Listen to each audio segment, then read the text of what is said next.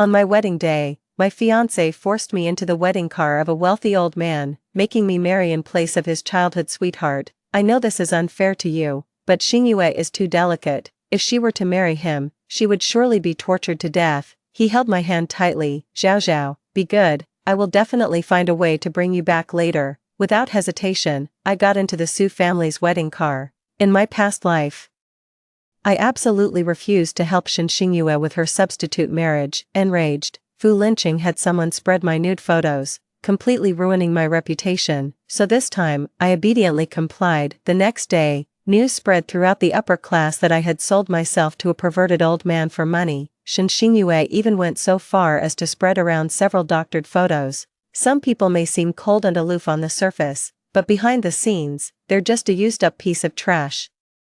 But that same afternoon, Fu Linqing personally stepped in to clear all the rumors about me, and in front of tens of thousands of witnesses, he proposed to me. Zhao Zhao, this time I won't miss you again. Seeing that I agreed to marry in place of Shen Xingyue, the displeasure in Fu Linqing's eyes immediately vanished. He took my hand and looked at me with feigned affection. Zhao Zhao, don't worry. I won't really let that old pervert Wu Xian bully you. After your wedding, all you need to do is find a way to the back door of the Wu family villa, and I'll have someone there to meet you. I suppressed the anger and sarcasm in my heart with great effort, speaking coldly. No need. Aren't you about to discuss a very important collaboration with the Wu Corporation? Fu Linqing couldn't bear to give up the partnership, nor could he bear to let go of Shen Xingyue, so he wanted to sacrifice me, his fiancée of 5 years. Hearing this, Fu Linqing's eyes revealed a look of gratitude. Zhao Zhao, I knew you were the most understanding. Rest assured, once the project is successfully signed, I will definitely find a way to save you from Wu Xian's grasp. By then, I will give you a grand wedding all over again. As he said this, his eyes were filled with sincerity. If it weren't for the experiences of my past life, I might have truly believed his promise. In my previous life, after I refused to substitute for Shen Xingyue's marriage, he not only forced me into the wedding car but also had his bodyguards take and spread my nude photos. The online abuse and humiliation from netizens left me in unbearable pain, and in a moment of desperation, I took my own life. Meanwhile, Fu Linqing and Shen Xingyue held a grand wedding and were enjoying a sweet honeymoon abroad. It was Fu Linqing who, in order to secure the partnership with the Wu Corporation, had Shen Xingyue seduce Wu Xian. Yet, in the end, it was I who bore all the consequences. A surge of lingering resentment welled up inside me at the thought. Zhao Zhao, are you listening to me? Fu Linqing's voice pulled me back to reality. I took a deep breath and forced a smile. I just can't help feeling a bit scared whenever I think of Wu Xian. Fu Linqing's eyes flickered with a hint of hesitation. But that hesitation vanished instantly when he saw Shen Xingyue in a white wedding dress not far away. He gently reassured me. Zhao Zhao, don't be afraid, the person I love most will always be you, and the position of Mrs. Fu will only ever be yours. Hearing his solemn promises, I curled my lips into a sarcastic smile. Tired of the man's pretentious act, I turned and walked directly toward the wedding car parked outside. Fu Linqing followed closely behind me, as if I were truly his bride. I knew that since Shen Xingyue returned, the person he wanted to marry was no longer me. The wedding car arrived at the Wu family villa, and I was informed by the Wu family butler that Wu Xian had urgent matters to attend to, so the wedding was postponed. I wasn't surprised at all, because the wedding was postponed in my previous life as well. So, the driver brought me back to the villa I shared with Fu Linqing. The moment I opened the door, I realized that the villa I had personally decorated had completely changed. My favorite sofa, curtains, and rugs had all been replaced with pink lace versions. The giant wedding photo of Fu Linqing and me that used to be in the center of the living room had been replaced with an intimate photo of Shen Xingyue and Fu Linqing. The door opened again. It was Fu Linqing, dressed in a groom's suit. He looked at me, his eyes filled with astonishment. Zhao Zhao, why are you back? Xingyue has been in a bad mood lately because of Wu Xian's situation, and I just wanted to cheer her up, too. Ignoring Fu Linqing's explanation, I headed straight to the second-floor bedroom. As I opened the door, a strong, overpowering scent of perfume hit me. My skincare products on the vanity were all messed up, some even left uncapped. The wardrobe door was left open, with several sexy nightgowns that weren't mine hanging inside, while my clothes were shoved into a corner. Our wedding photo on the nightstand, featuring Fu Linqing and me, was thrown into the trash, replaced by a sexy solo photo of Shen Xingyue. I turned around and coldly stared at Fu Linqing, who was following behind me. Shen Xingyue moved into my bedroom, and you even allowed her to touch my things freely, Fu Linqing hurriedly explained. Xingyue wasn't satisfied with the decoration of the guest room, so she temporarily moved in, but rest assured, I moved to the guest room after she moved in, and Xingyue and I, forget it, I cut him off directly. Anyway, I'm moving out soon.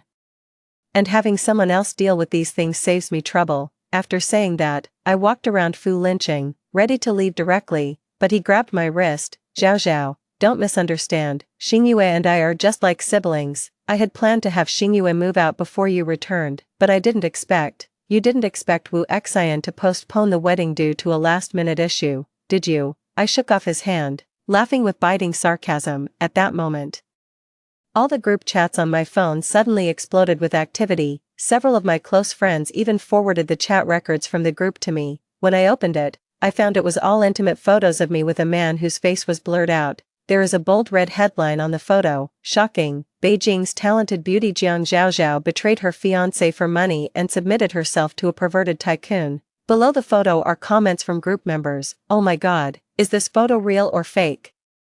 Isn't Mr. Fu's money enough for Jiang Zhaozhao? It must be true, or why would there be a sudden change of bride at Mr. Fu's wedding? Jiang Zhaozhao always puts on this icy goddess act. Who would have thought she's so wild and private? I wonder how much it would cost to spend a night with her. My hand holding the phone trembled slightly, and I looked at Fu Linqing in disbelief.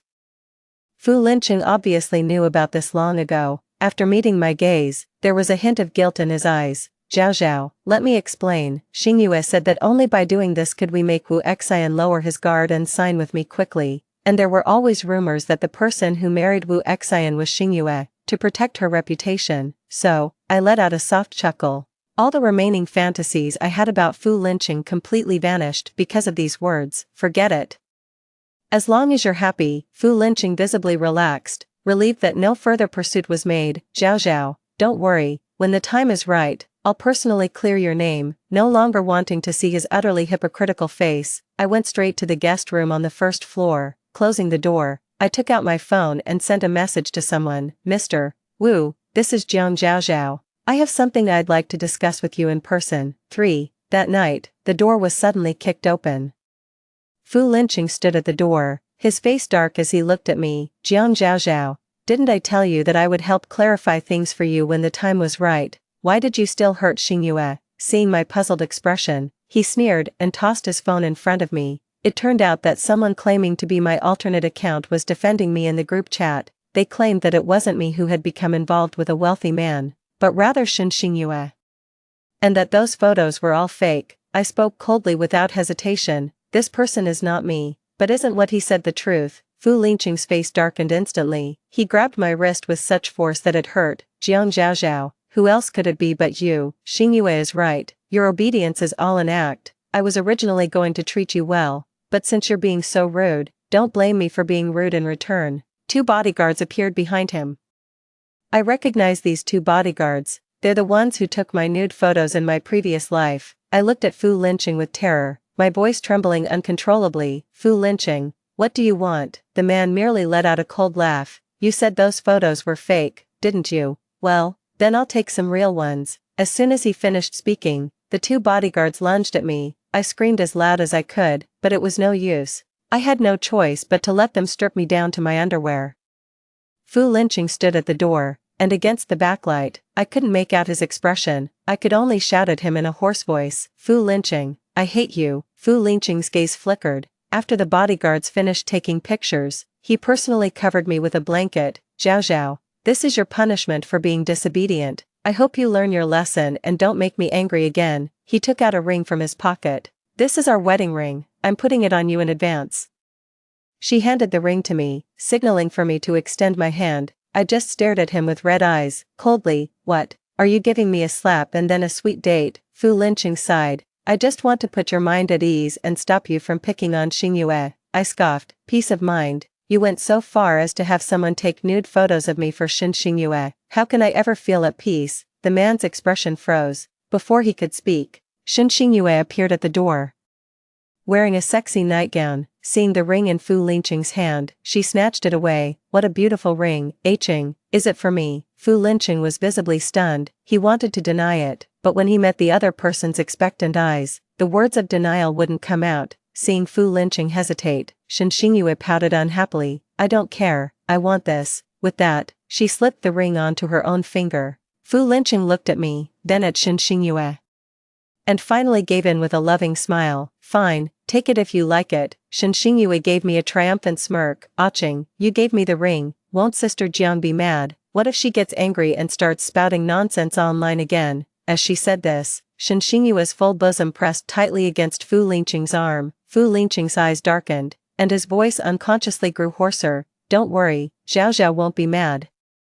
I stared at the dazzling large diamond ring on Shen Xingyue's finger and gave a sarcastic smile. Fu Lingqing continued, "By the way, Zhao Zhao, since Xingyue is here, why don't you apologize to him for what happened online? After all, you were in the wrong." He had already sent someone to take photos of me naked, yet he still wanted me to apologize to Shen Xingyue. Meeting my incredulous gaze, Fu Lingqing turned his head away. "As long as you apologize to Xingyue, this matter will be over." I sneered and interrupted her. "Fu Lingqing, do you really think you can manipulate me with those photos?" Shen Xingyue was nestled in Fu Lingqing's arms, disdainfully looking at me. "Jiang Zhao Zhao, you're just a discarded wife. What gives you the right to speak to Qing like that? If it weren't for Qing's lingering feelings, your photos wouldn't just be in the group chat, they'd be all over the internet." I clenched my fists tightly, my nails digging deep into my palms. I kept telling myself in my mind that it was not yet time to strike back, for, early the next morning, Shen Xingyue came knocking again. Her neck bore clear marks of kisses, and a smug smile lingered at the corner of her mouth. "TSK, I really envy women like you who are unwanted, able to sleep in until late morning, unlike me, who's left aching all over." My heart remained unmoved, and I just coldly stared at her. She, however, smiled even more brightly, though there was a hint of ferocity in her grin. "Jiang Zhao Zhao, did you really think you were marrying in my place for my sake?" My heart sank abruptly. "What do you mean by that? Wu Xian has always had his eye on you and only you. Qing's bargaining chip has always been you." She leaned in close to my ear and whispered softly, "Qing has wanted to dump you for a long time, but you still have some use value, so he hasn't made it clear to you. Do you really think Qing will try to bring you back? Dream on. Qing has already agreed to marry me, and I am the rightful Mrs. Fu, while you will only be a toy passed around." Rage erupted like a volcano, and I slapped her hard across the face. Shen Xingyue didn't fight back but instead fell to the ground, letting out a piercing scream. "Ah!" Fu Lingqing immediately rushed downstairs upon hearing the commotion. "Xingyue." He quickly helped Shen Xingyue up, his anger flaring upon seeing her swollen cheek. "Jiang Zhao Zhao, how dare you hit Xingyue?" Shen Xingyue throws herself into Fu Lingqing's arms, sobbing uncontrollably. "Qing, I just wanted to chat with Sister Jiang, but as soon as she saw me, she hit me." I remained silent, saying nothing, because I knew that no matter what I said, Fu Lingqing wouldn't believe me. "Come here.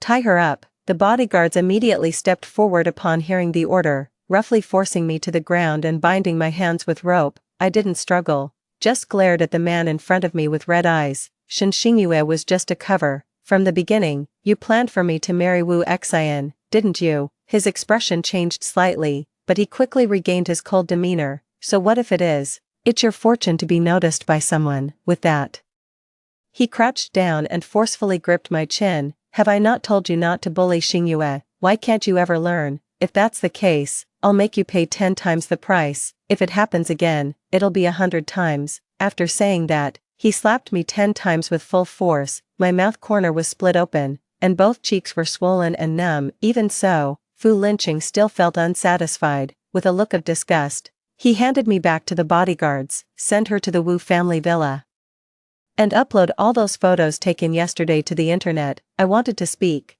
but couldn't utter a single word. Finally, I was roughly dumped at the gate of the Wu family villa by the bodyguards. Meanwhile, my compromising photos, with Fu Lingqing's help, instantly went viral online. On top of that, Shen Xingyue secretly hired a group of internet trolls to fuel the fire. The insults and attacks from netizens this time were even worse than in my previous life. Just as everyone thought I was ruined, all the photos of me disappeared within minutes. At this moment, the official Weibo account of the Wu group also issued a statement. regarding the false photos and rumors about our president's wife on the internet, our company will pursue legal action to the end. 2. 5. As soon as the Woo Group's statement was released, it once again caused a huge uproar online. The Woo Group has personally come out to refute the rumors, so those photos must be fake. I heard the Woo Group's CEO is old, ugly, and perverted. It's such a pity that Jiang Zhaozhao married such a man. What's there to feel sorry about? Just look at the market value of the Woo Group. If it were you, could you guarantee you wouldn't marry into it? Fu Lingqing's face darkened immediately as he read this Weibo post from the Woo Group. He never expected that Wu Xian would personally step in to clear my name. Something occurred to him, and he quickly pulled out his phone to call Wu Xian. The call was only answered just before it was about to disconnect automatically. Fu Lingqing asked cautiously, "Mr. Wu, about those things online." Before he could finish speaking, a cold laugh came from Wu Xian on the phone. "Mr. Fu, you really have some nerve, you dare to touch my people." As he said this, Wu Xian was sitting by my hospital bed, peeling an apple for me. To be honest, looking at the strikingly handsome man in front of me, I simply couldn't reconcile him with the rumors of the old perverted Mr. Wu, but I knew for sure, he was Wu Xian. In my previous life, just before I died, this man's eyes were bloodshot as he jumped into the sea, desperate to save me. In the end, he drowned with me in the vast ocean. I wonder what Fu Lingqing was saying on the other end of the phone. Before he finished peeling the apple, he had already hung up the phone. Watching him carefully cut the apple into small pieces and feed them to me personally, I choked out his name, Wu Xian. It wasn't until the night before last when I got in touch with him that I found out he had also been reborn. After gently coaxing me to eat the apple, he pulled me into his embrace. "Zhao Zhao, don't be afraid, I won't let anyone who has hurt you off the hook." No sooner had the words left his mouth than his phone rang again. This time, he directly turned on the speaker. Fu Lingqing's voice came clearly through the phone. "Mr. Wu, this must be a misunderstanding. I didn't have those photos of Jiang Zhaozhao spread online. After all, she was my ex-girlfriend." Wu Xian let out a cold laugh. "Ex-girlfriend? I remember Mr. Fu clearly stating before that Zhaozhao was just your bed partner. When you sold Zhaozhao to me, I clearly told you that she was already mine, and you were not to touch her. Yet not only did you allow others to smear her online, but you also laid hands on her." Fu Lingqing was completely panicked, his voice trembling. "Mr. Wu, please let me explain. It's not what it looks like." Wu Xian snorted coldly. "What else could it be?" Fu Lingqing quickly explained. "It's because Jiang Zhaozhao is too disobedient. I just wanted to teach her a lesson. I did this in the hope that she would be more obedient when she goes to your place, Mr. Wu, so you wouldn't have to worry." Wu Xian gave a wry smile. "Is that so? Then I suppose I should thank Mr. Fu." No, not at all. It's just, Mr. Wu. Xingyue said that as long as I deliver Jiang Zhaozhao to you, our contract. Wu Xian let out a soft chuckle. "It seems that Xingyue, the one Mr. Fu sent to seduce me, didn't tell you the truth." Fu Lingqing's voice paused. "What do you mean?" "The point is, I've never met this Miss Xingyue you're talking about. The one who's been in contact with her all along is just one of my subordinates, Mr. Fu. As for the contract, sorry Mr. Fu, but I've already signed with another company." There was a brief silence on the phone, but soon, Fu Lingqing's furious roar came through. "Wu Xian, how dare you play me? Where is Jiang Zhaozhao? Give her back to me." Hearing this, I finally couldn't help but speak up. "Fu Lingqing, you really treat me like a commodity in your hands. Want to give away, want to take back. I'm telling you, those 10 slaps you gave me, I'll make sure to get my revenge." 6. After that day, Fu Lingqing started bombarding me with calls and messages. I found it annoying, so I blocked all his contact methods, but he kept harassing me with different numbers. At first, he tried to keep up the act of being a devoted lover to deceive me. After seeing no reaction from me, his true nature gradually emerged. "Jiang Zhaozhao, do you think you can rest easy just by hooking up with Wu Xian? Let me tell you, he's just playing with you, and sooner or later, he'll dump you. Zhao Zhao, I'm giving you one last chance. As long as you come back to me now, I can forgive everything that happened these past few days. Otherwise, don't blame me for being harsh." Wu Xian, upon learning that Fu Lingqing had been incessantly texting me, decided to cancel and reissue all my contact information. My world has finally regained its peace. That day, Fu Lingqing hit me with all his might. For a moment, I thought my face might be permanently disfigured. but after the doctor's meticulous treatment. Not a single scar remained. Wu Xian's hand gently caressed my smooth skin, but the pain in his eyes remained unchanged. I'm sorry, Zhao Zhao. If only I had been reborn earlier, you wouldn't have had to suffer so much. I smiled and held his hand, speaking softly. Xin, you don't need to apologize. This has nothing to do with you. Besides, it's just 10 slaps, compared to the pain of my previous life. This is nothing. At this point, I raised my eyes to meet his. In my previous life, I wronged you, but in this one, we finally didn't miss each other. In my previous life, under the joint slander of Fu Linqing and Shen Xingyue, I became the leading lady of the Scandalgate incident. I was cyberbullied by netizens, enduring their insults and curses. My parents also fell ill suddenly because of my situation and passed away. This plunged me even deeper into despair. At that time, I believed the rumors outside and mistakenly thought that Wu Xian was really an ugly and perverted old man. So not only did I refuse to meet him, but I also remained indifferent to his advances. One late night, I secretly went to the beach alone and decided to end my life by jumping into the sea. Just as I jumped into the ocean, I saw a handsome man running towards me like a madman. He then jumped into the sea right behind me. In the freezing cold water, the man held me tightly with all his strength. His voice was hoarse to the point of being unrecognizable, yet it was unusually clear. Zhao Zhao, I'm sorry, I came too late. I've avenged you. Fu Linqing's company won't last much longer. I've also cleared up those photos online for you, but I was still too slow, and I still couldn't save you. His voice trembled with regret, but it's okay, even if it means dying, I'll be with you. Just remember, Zhao Zhao, my name is Wu Xian, I'm the little beggar you saved when you were 10, this life we missed each other, but in the next, I'll find you before Fu Linqing does, and I'll protect you, keeping you safe from any harm. Zhao Zhao, I love you so much. The sound of the waves drowned out his confession. In my last moment of fading consciousness, I truly regretted it. Perhaps heaven sensed my strong desire and gave me a chance to make amends. Zhao Zhao, what's wrong? Why are you suddenly crying? Wu Xian's anxious voice rang in my ears. I raised my hand to my face and realized I had been crying without even noticing. Seeing the worried handsome face of the man in front of me, I buried my head in his chest. It's okay, just reminiscing about the past. Wu Xian thought I was recalling being beaten by Fu Linqing. He held me tightly, his eyes swirling with a terrifying storm. I will make those who bullied you pay. I stepped back from his embrace, speaking seriously. Xian, it's not worth getting your hands dirty for someone like that. I just want you to be well. Wu Xian chuckled softly. Don't worry, I won't do anything illegal. I'll seek justice for my Zhao Zhao through proper means. He paused for a moment before continuing, his tone revealing his emotions. In our past lives, it was all because of them that you were driven to despair. This debt, no matter what, must be repaid in full and with interest. I leaned my head on his shoulder and softly comforted him. Xian, it's all in the past, everything is over. In this lifetime, we will definitely be able to be together well. 7. Wu Xian always keeps his word. After I recovered and was discharged from the hospital, he created a lot of trouble for Fu Linqing's company both openly and behind the scenes. I originally thought that this way, Fu Linqing should have no time to come and cause trouble for me again. To my surprise, just 3 days later, Fu Linqing suddenly took to the internet to debunk the rumors and photos about me. Moreover, he personally exposed Shen Xingyue, one of the masterminds behind the scenes. However, he completely distanced himself from any involvement. As for this, I can only feel disdain. I can't help but question my own judgment back then.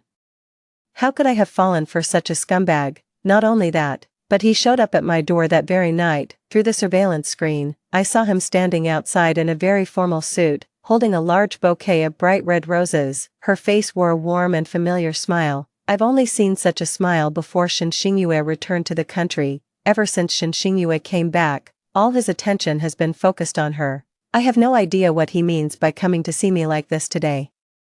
Maybe Wu Xian has been too hard on him, and he's come to ask me to put in a good word for him, or maybe something else entirely, but I no longer care about any of it. I simply said one word into the intercom, "Get out." Fu Linqing's smile froze for a moment, but soon he adjusted his expression, his voice gentle and earnest. "Zhao Zhao, I know you still blame and resent me, but can you give me 10 minutes, please? There are some things I must say to you in person." I didn't want to pay attention, but Fu Linqing's voice came again. "If you won't see me, I'll stay here until you're willing to. The house I'm living in now belongs to Wu Xian. I was afraid that Fu Lingqing causing a scene would bring trouble to Wu Xian, so I had to open the door. However, I didn't remove the security chain. I'll only give you 10 minutes. Upon seeing me, Fu Lingqing's eyes lit up instantly. He was eager to come closer. But between us stood a thick security door and a chain. Zhao Zhao, as soon as he spoke. His gaze fell on the large diamond ring on my ring finger. That was the engagement ring Wu Xian gave me. Fu Lingqing's pupils constricted sharply, and his tone turned bitterly sour. Zhao Zhao, are you really going to marry Wu Xian? I looked at him with a half-smile. Mr. Fu, you must be forgetting things. Isn't it you who personally gave me to Wu Xian? Hearing this, Fu Lingqing's face turned pale instantly. He panicked and shook his head, trying to explain. Zhao Zhao, listen to me explain. I truly never intended to give you to another man. It was all a temporary solution. What a temporary solution. I let out a cold laugh. Your temporary solution was to sell me for your own benefit, and your ultimate temporary solution was to slap me 10 times for Xinxingyue. Fu Lingqing, if you had the guts to admit your shameless actions, I might have respected you a bit more, but it turns out you're just a selfish, despicable, and cowardly hypocrite. I thought that by saying this, Fu Lingqing would definitely fly into a rage, but his eyes were filled with regret, and his tone was frantic beyond words. Zhao Zhao, I'm sorry, I was wrong, I really know I was wrong. His voice trembled slightly, as if he truly regretted his actions, but my heart remained unmoved. In my previous life, he also begged me tearfully to help Xinxingyue by taking her place in the marriage. Seeing that I never gave in, he still treated me so cruelly. Seeing my indifference, Fu Lingqing's regret deepened. He began to recount our past, trying to reignite my love for him. Zhao Zhao, do you remember our first meeting? That day you were dancing on stage, and I watched you quietly from below. I thought to myself, how could there be such a beautiful girl? Later, we got together, and I was really happy, as I listened to his rambling. Some images uncontrollably flashed through my mind. When I first got together with Fu Lingqing, we did have a fairly sweet period. He would bring me breakfast every day, rain or shine. He also stayed by my bedside day and night, taking great care of me when I was sick, when I was bullied by thugs. He even fought 6 of them for me. Thinking of all the past events, my heart couldn't help but tremble slightly. Fu Lingqing's repentance continues. Zhao Zhao, during this time I was bewitched by evil spirits and did many things that hurt you. You have every right to be angry with me, but Zhao Zhao, I regret it. I truly regret it. These past few days, I wake up in a cold sweat every night. His voice was broken and fragmented. I dreamed of you lying in the icy sea, lifeless. I never intended to harm you. Truly I didn't. Saying this, he suddenly slapped himself hard. Meeting my astonished gaze, he gave a bitter smile. I slapped you 10 times. And now I'll pay you back tenfold. 8. No sooner had the words left his mouth than Fu Lingqing started slapping himself a dozen more times. Zhao Zhao, that day I said you slapped Xinxingyue, and I asked you to pay back tenfold. Today, I will pay you back tenfold. I only beg you to forgive me. Seeing bloodstains already appearing on Fu Lingqing's face, I immediately removed the security chain and rushed out to stop his self-harming behavior. It's not that I feel sorry for him. If he keeps hitting like this, I'll have to call 120 for him and personally take him to the hospital. I no longer wish to have any contact with him, but Fu Lingqing clearly misunderstood. He thought I was stopping him because I was soft-hearted, so he seized the opportunity to grab my legs, pleading, Zhao Zhao, I really know I was wrong, please forgive me, let's have the wedding again, okay?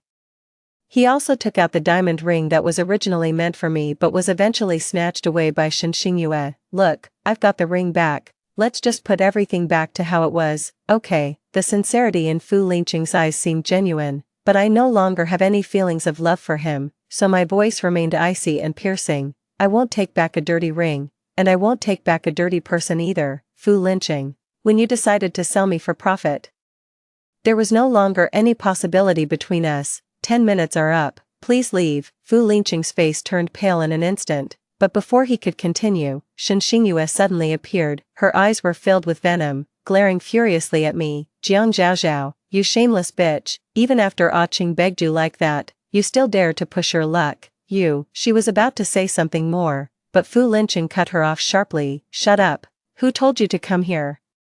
Get the hell out of here now. Xinxingyue's eyes suddenly reddened, her tone even more. Ah Qing, You're actually yelling at me for that cheap woman, slap." A slap cut off her scream. Fu Lingqing's eyes as he looked at Shen Xingyue were filled not with love, but with intense hatred. "If it weren't for you, how would Zhao Zhao and I have ended up like this? If Zhao Zhao doesn't forgive me, I won't let you off either." After saying that, he turned to look at me, his face full of pleading. "Zhao Zhao, it was all because of this wretch's instigation that I did so many wrong things. As long as you forgive me, I can slap her 100 times to vent your anger." Shen Xingyue was nearly driven to the brink of collapse upon hearing this. "Fu Lingqing, it was you who said you couldn't let go of me, and it was you who said you were tired of me." Before she could finish, Fu Lingqing roughly covered her mouth. "Shut up. If you dare speak nonsense in front of Zhao Zhao again, I'll tear your mouth apart." Shen Xingyue angrily reached out to grab Fu Lingqing. "Fu Lingqing, you orchestrated all of this yourself. Now that things have been exposed, you want to pin everything on me alone. Let me tell you, no way." When Mr. Wu demanded that you give up Jiang Zhaozhao in order to agree to the partnership, you agreed without a moment's hesitation. You also didn't want Jiang Zhaozhao to see your true self, which is why you came up with the idea of a substitute marriage.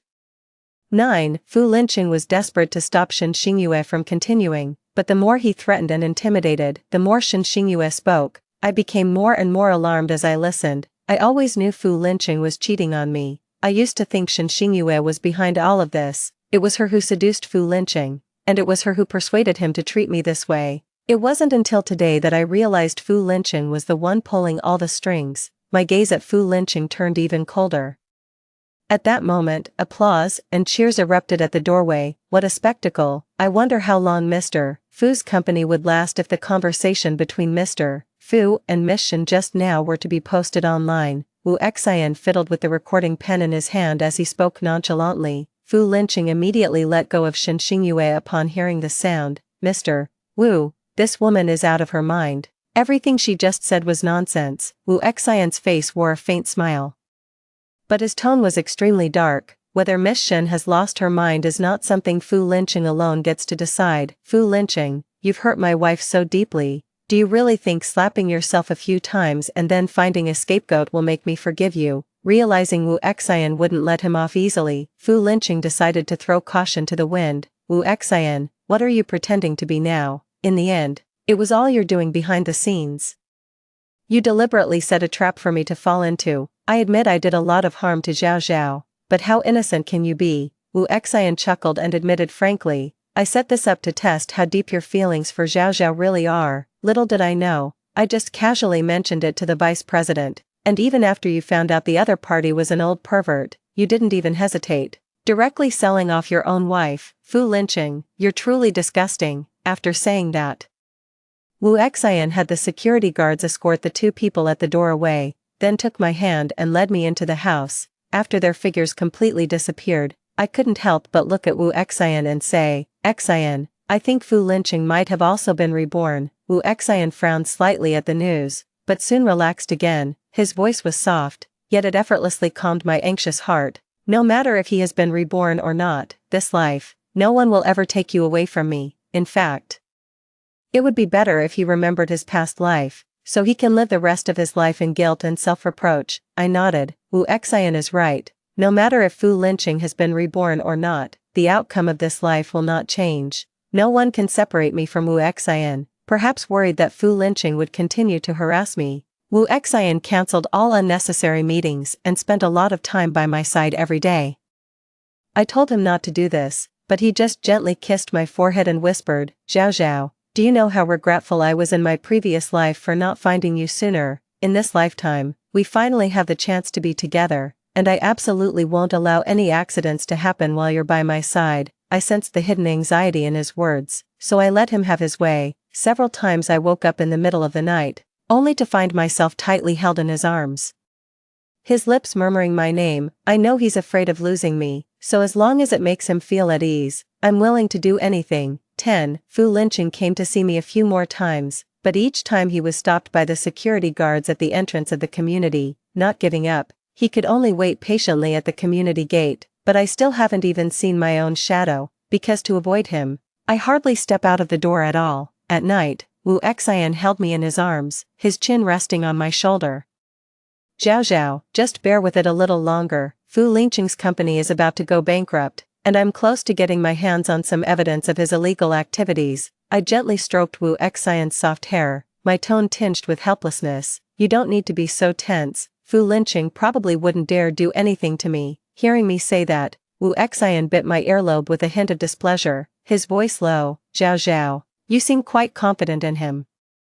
I caught a strong whiff of vinegar in the air, feeling warm and amused at the same time. Oh dear, did someone spill vinegar? Everywhere smells so sour. Wu Xian bit my earlobe hard, clearly annoyed. Of course it's my jar of vinegar that tipped over, so Zhao Zhao needs to make it up to me. In the next moment, his lips slid to mine, his palm pressed against the back of my head, and he kissed me fiercely. The kiss was deep and intense, as if he wanted to devour me.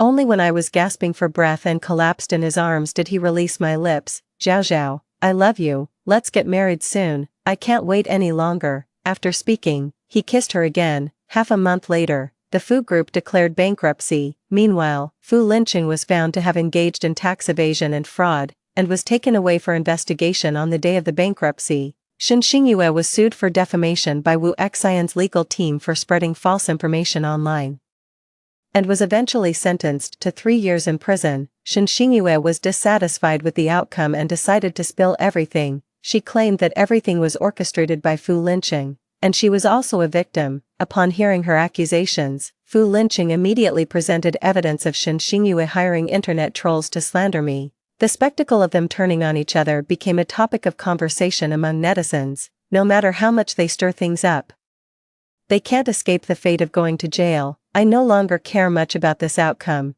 because I have started wholeheartedly preparing for my wedding with Wu Xian. After Wu Xian's true identity was exposed online, all the previous false rumors about him were dispelled. I suddenly became the envy of everyone in the upper echelons of Beijing society. Many people say I have good fortune. By a twist of fate, I ended up marrying Wu Xian, who is 100 times more outstanding than Fu Linqing. My good fortune is indeed real, but fate playing tricks is indeed a lie. From the moment we both were reborn, our lives became intertwined. In our previous life, Wu Xian and I missed each other for a lifetime. This time, we can finally be happily together. Story 2. I've been married to Shen Mabai for 30 years, and everyone knows that he's a wife-spoiled madman. He has loved me for decades, with deep affection. But when he learned of Song Tingwan's death, he jumped off the 18th floor. His friend said, "Sister-in-law, let Mabai be buried with Tingwan. Mabai has loved Tingwan for 35 years, but he was forced to marry you out of guilt and was separated from his lover." The child we adopted for 18 years also said, "Mom, this is Dad's last wish. Let's fulfill Dad's wish." When I opened my eyes again, I saw Shen Mabai, who had accidentally killed someone while standing up for Song Tingwan. I silently called the police. This time, he can tread the sewing machine by himself. I turned around and took the hand of the man who had protected me all my life. Wen Yan, let's go home. 1. On the 30th anniversary of my marriage to Shen Mabai was sitting in front of the TV, concentrating on the entertainment news he liked the most, listening to the media report on the TV. Movie star Song Tingwan passed away at 10 o'clock this morning at the age of 55. Song Tingwan left a last word saying that the biggest regret in her life was not being able to be with the person she loved. Suddenly, the teacup slipped from Shen Mabai's hand and shattered. I was startled. When I looked up, I saw him staring blankly at the TV screen with red eyes. I followed his gaze and saw the black and white photo of a female celebrity on the TV. That face looked familiar, but I couldn't remember where I had seen it for a moment. I called him softly and reached out to hold his hand. "Mabai." He suddenly shook me off as if he had touched something dirty. "Don't touch me." I stood there in a daze, looking at my pushed-away hand, at a loss. After 30 years of marriage, Shen Mabai had never treated me like this. Everyone knows that he is a well-known wife-spoiled madman, and he has loved me for decades with deep affection. During dinner, although there was a faint smile on his face, there was a deep sense of dejection hidden in the eyes that I had been looking at for 30 years. I tried to comfort him again, but he avoided me. In the late night, he changed into the old shirt that had been washed until it turned white, but he was reluctant to throw away, and went out without saying a word. I was worried and followed him. I found that he went to the rooftop of our university again. It was the place he would go to whenever he was in a bad mood. Watching him standing on the rooftop, a sense of fear welled up in my heart, and I called out to him. At this moment, he suddenly turned around, and the corners of his lips slightly raised as he said, "Zhao Zhao, How many years have we been together? I blurted out. 35 years. He lowered his head and murmured, it turns out that I have made her wait for me for 35 years, Zhao Zhao. This time, I don't want to make her wait for me anymore. Then, in my disbelieving gaze, he jumped off the 18th floor. My scream pierced the night sky. I was so stiff that I couldn't move. 2. After Shen Mabai was cremated, I still couldn't believe that he was dead. Our adopted daughter, Shen Nianwan, found a drawer full of yellowed photos, worn-out letters, and a star hairpin in Shen Mabai's study. There was also the old pocket watch he always carried with him. When opened, there was a big head photo of him and another woman. All of them were carefully cherished and properly collected. It was full of his endless love for her. Wasn't that Shen Mabai's childhood sweetheart? In a flash of inspiration, I remembered the entertainment report that afternoon. Movie star Song Tingwan had passed away. The young faces overlapped, and Shen Nianwan, after reading it, couldn't help but wet her eyes. Mom, this is the undying love. It's so touching. The two people who loved each other couldn't be together at this time. The door was pushed open. It was Shen Mabai's childhood friend, Chen Shen. His eyes were red, and his voice was hoarse. Sister-in-law, let Mabai be buried with Tingwan. Mabai has loved Tingwan for 35 years, but he was forced to marry you out of guilt. The two people who loved each other had to be separated. Now that he's dead, let him be free. He married someone he didn't love in this life and had a hard time. I was struck by lightning, and my ears were buzzing. Shen Nianwan burst into tears and pleaded, Mom, this is Dad's last wish. Let him be with the person he loved after his death, just as Dad wished. I numbly walked back to the room and couldn't hear what they were saying behind me anymore. It turned out that the rooftop he often went to was the place where they kissed and fell in love for the first time. She said she liked him wearing a white shirt, and he loved what she liked. Since then, the clothes in his closet were all white shirts. And the shirt that had been washed until it turned white but he was reluctant to throw away was also given by her. The entertainment news channel that he never missed every day and the entertainment push on his mobile phone were all to pay attention to her whereabouts. The more I thought about it, the more terrifying the man who had slept in the same bed with me for decades was. He had hidden it so deeply that a chill ran down my spine. I wiped the tears off my face and turned back to the study.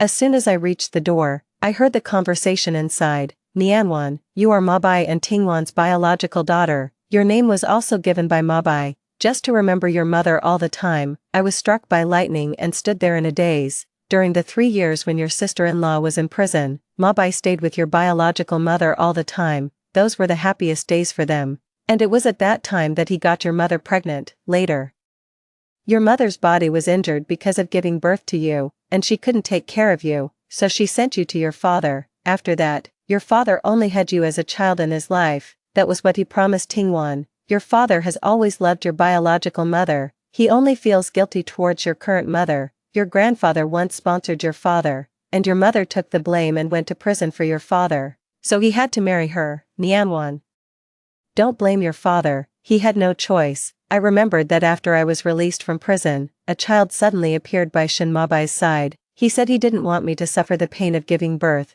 Zhao Zhao, it's the same to adopt a child. The child grew up quickly, and her eyebrows and eyes became more and more like Shen Mabai's, and I loved her even more. Everyone said that Shen Mabai was clearly doting on me like a daughter. I always thought that we were in love, before marriage. I had 2 abortions for him. He considered me everywhere and said, having a child out of wedlock is not good for your reputation. Moreover, your father is a prestigious businessman. Let's have a child after we get married. Okay, after marriage, although we adopted a child, I still wanted to have my own child. Shen Mabai said, Zhao Zhao, Nianwan is still young and can't do without the wholehearted love of her parents. How about, let's have a child later? Okay, I thought about it and agreed. After all, Nianwan was a sensitive child. A few years later, Shen Nianwan grew up and became sensible. I brought up the matter again. He was silent for a moment and said, Zhao Zhao, you are not young anymore. It's risky to have a child. I don't want you to take risks for a child. We have Nianwan, and that's enough. What do you think? Watching him love me and dote on me as always for more than 10 years. I was deeply moved and agreed with tears in my eyes.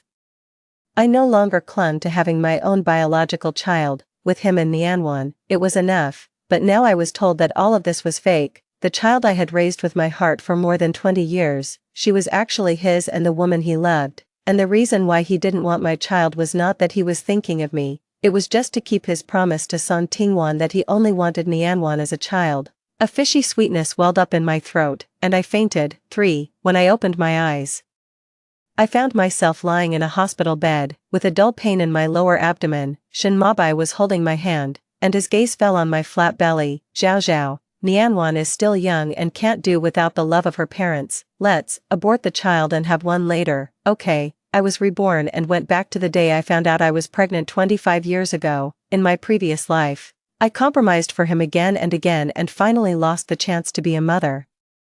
He kept his promise to Song Tingwan that he only wanted Nianwan as a child with the excuse of thinking of me. I asked again, and my voice was so calm that it didn't sound like me. Shin Mabai, do you really want to abort our child? This was our third child. He nodded and gently stroked my hair. You're still young. For the child, we can. I interrupted him, withdrew my hand, and closed my eyes. Shin Mabai, let's get a divorce. Shin Mabai looked at me in shock. Zhao Zhao, do you know what you're saying? This time, I didn't want to repeat the same mistakes. Abort the child, and let's get a divorce. Zhao Zhao, don't say angry words. Suddenly, Shin Mabai's phone rang. After listening, his face changed drastically. He left a sentence. Zhao Zhao, wait for me to come back. Before he finished speaking, he disappeared at the door. After the child was aborted, during my recuperation, I recalled many things from my previous life.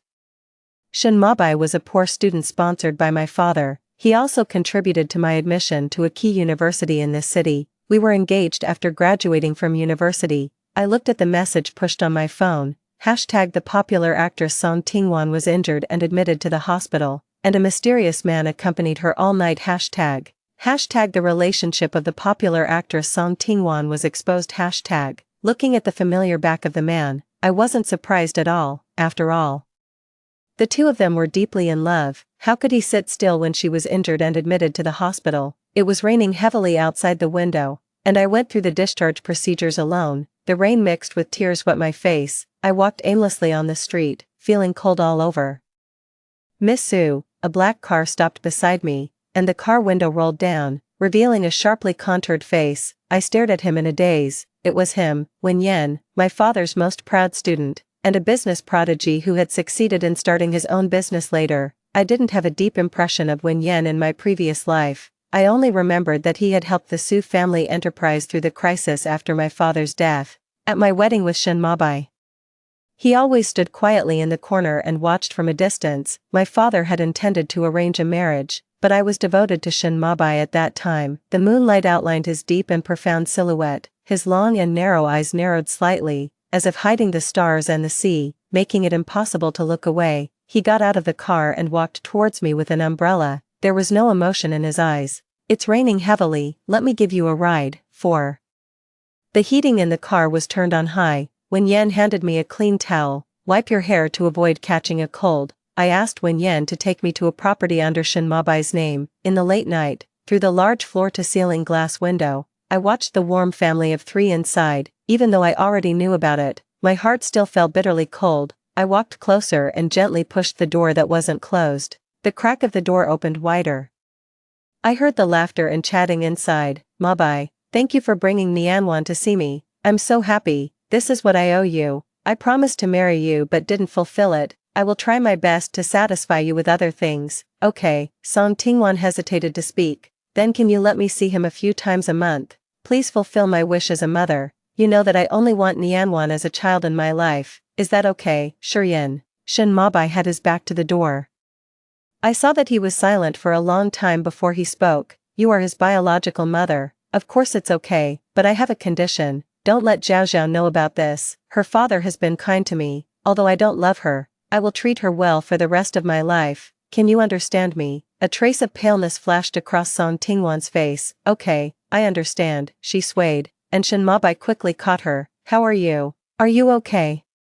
There was undisguised worry and anxiety in his voice. Song Tingwan fell into Shin Mabai's arms. She clutched the corner of his clothes tightly, looking pale and pitiful. Her voice was weak. Mabai, can I hear Nianwan call me mom once? Just this once. Shin Nianwan was happily playing with a new Barbie doll. Her father called her over. He asked her to call a strange aunt mom. She didn't understand and asked Shin Mabai why. Dad, I already have a mom at home. Why should I call someone else mom?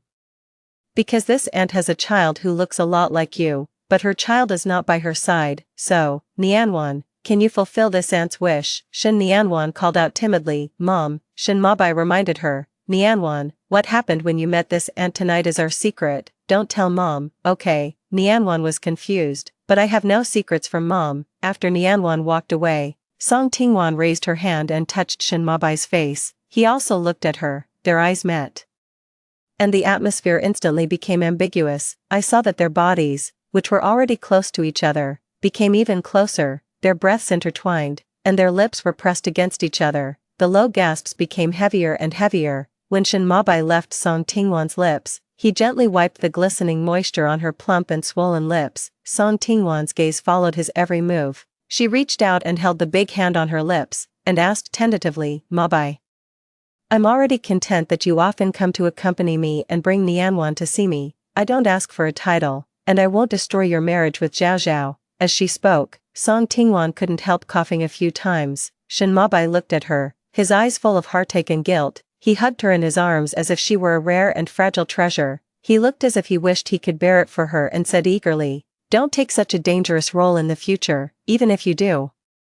You can't do it yourself, there are stand-ins, aren't there? I clicked to stop the recording, put away my phone, and pushed the door open directly. I interrupted the two of them who were deeply in love. 5. What a noble sentiment of not asking for a title and not destroying someone else's marriage. Well said. I walked into the living room while clapping my hands. When the two of them saw me appear there, their faces turned pale. Zhao Zhao, why are you here? Shin Mabai stood up abruptly.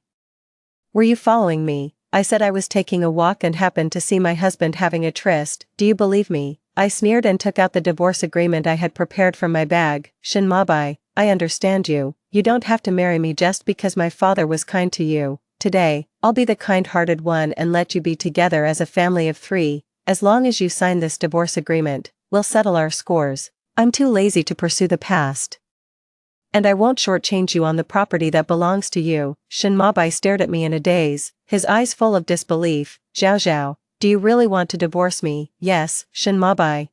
Su Zhao Zhao, don't have to be with you. Zhao Zhao, if this is really what you want, then I'll sign. He picked up the pen and signed his name on the agreement. At that moment, my heart was completely dead. Once, my heart and eyes were all about him, and I wasted my whole life on him. Now, God has given me a chance to start over. I want to stop the losses in time. When I left with the divorce agreement, Shin Nianwan suddenly ran over and hugged my leg. Mom, are you going home? I want to go home with you too. I squatted down and looked at the child I had poured all my maternal love into. My heart was filled with mixed emotions. Nianwan, you have to be obedient and listen to your father. Is it okay to stay with him? She blinked her big eyes, overlapping with the girl who begged me to let Shin Mabai be buried with Song Tingwan in her previous life. What about Mom? What should I do if I miss Mom? Holding back my tears, I gently pushed her away and closed the door. The child's crying came from behind the door, heart-wrenching. When I reached the entrance of the community, when Yan's car was still parked there, he stood beside the car. When he saw me come out,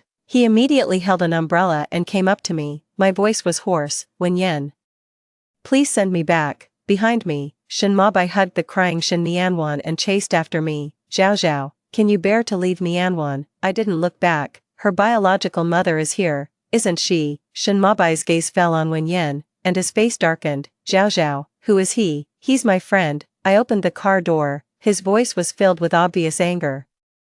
I don't know when you made such a friend. I don't know when you became so close to a big star either. I sneered and got into the car. From the rearview mirror, I saw Shin Mabai holding Shin Nianwan, whose eyes were red from crying, and staring fiercely in our direction. At this moment, I knew that everything would be different. 6. My chest felt as if a piece had been hollowed out, but at the same time, there was a twisted sense of pleasure. There was a French window in Wen Yan's house, and I could see the lights of the whole city. He handed me a cup of hot tea. I held the cup and felt the warmth transfer to my palm through the ceramic. You can stay in the guest room tonight. He stood 3 steps away from me, maintaining an appropriate distance. Tell me if you need anything. I looked up at him. The rain dripped from his hair and slid into the collar of his shirt. He noticed my gaze, and his Adam's apple rolled. Thank you. I averted my gaze, but there's no need.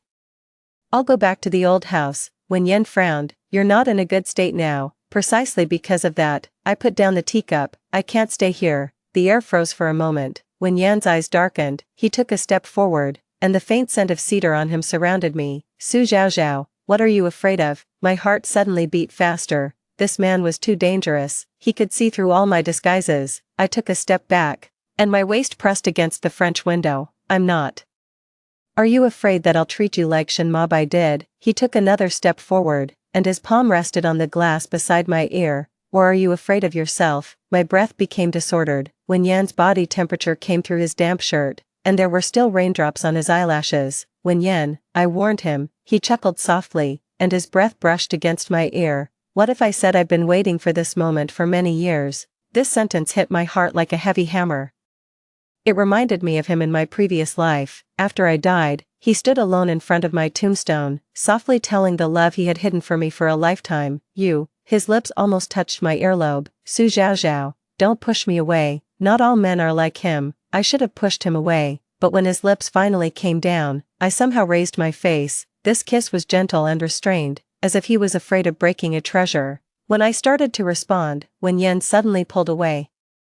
His voice was hoarse beyond imagination. I'll send you back. I stood there in a daze, and the warmth of his lips still remained on my lips. Why did he stop? But I didn't ask this question. When Yan wiped the water stains on my lips with his fingers. I'll wait until you're willing to say yes. 7. I leaned against the door and let out a long sigh of relief. My phone suddenly vibrated. It was a message from Shen Mabai. Zhao Zhao, let's talk. I turned off my phone directly and walked into the bathroom.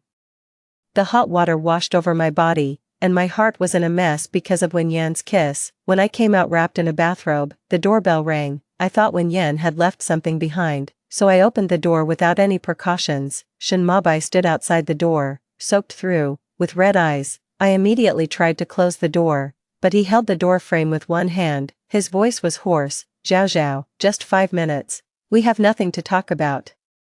I had never seen Shen Mabai like this before. The always elegant and confident Shen Mabai was now like a down-and-out homeless man. He looked up at me, his eyes burning with passion. But you can't deny the 10 years we had together. Zhao Zhao, can you really let it go? I sneered. You could commit suicide from the 18th floor for Song Tingwan. Why can't I let go? Shen Mabai was shocked all over. What 18th floor? I slipped up. I changed the subject. Please leave, but he wouldn't give up. Zhao Zhao, have you dreamed of something? My heart skipped a beat. Shen Mabai stood up and suddenly pulled me closer. His body temperature was frighteningly high, and his breath was scorching hot. Let go. I had a dream, he whispered in my ear. I dreamed that I lost you and then jumped off a tall building. Zhao Zhao, it was just a dream. I froze. Had he been reborn too? It wasn't a dream. I pushed him away. It was your choice, Shen Mabai. You chose Song Tingwan. His eyes changed from pleading to a dangerous kind of persistence. What about you? Do you choose Wen Yan now? It has nothing to do with you. It does. He suddenly clasped the back of my neck and forced me to look up at him. Because I love you, Su Zhao Zhao, for 10 years, for 20 years, until the day I die. I only love you. There is no Song Tingwan. I'll make it clear to her. When I died, I realized that Tingwan was just an obsession of mine. That wasn't love. The person I love is you, Su Zhao Zhao. His lips pressed down, carrying the smell of alcohol and rain. This kiss was full of possessiveness, completely different from Wen Yan's restraint. I tried my best to push him away, but he wouldn't budge. His arm tightened, completely imprisoning me in his arms. His heart was beating frighteningly fast, and I could feel it through his soaked shirt on my chest. Zhao Zhao, his lips moved to the side of my neck. Give me a chance, just once.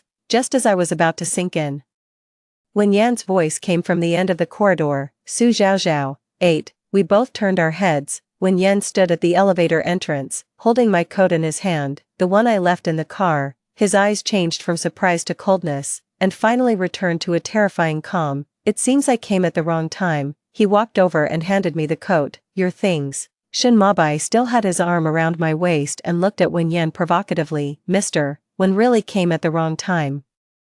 Wen Yan's gaze fell on my face. Is this your choice? The auras of the two men surrounded me. I pushed Shen Mabai away. Shen Mabai, you can leave. Shen Mabai grabbed my wrist. Zhao Zhao. I shook him off. That's enough. Shen Mabai, your so-called love is just possessiveness of not wanting to lose something. Wen Yan took a step forward and stood between me and Shen Mabai. Mr. Shen, please respect yourself." Shin Mabai's eyes turned sinister. "Do you think you've won, Wen Yan?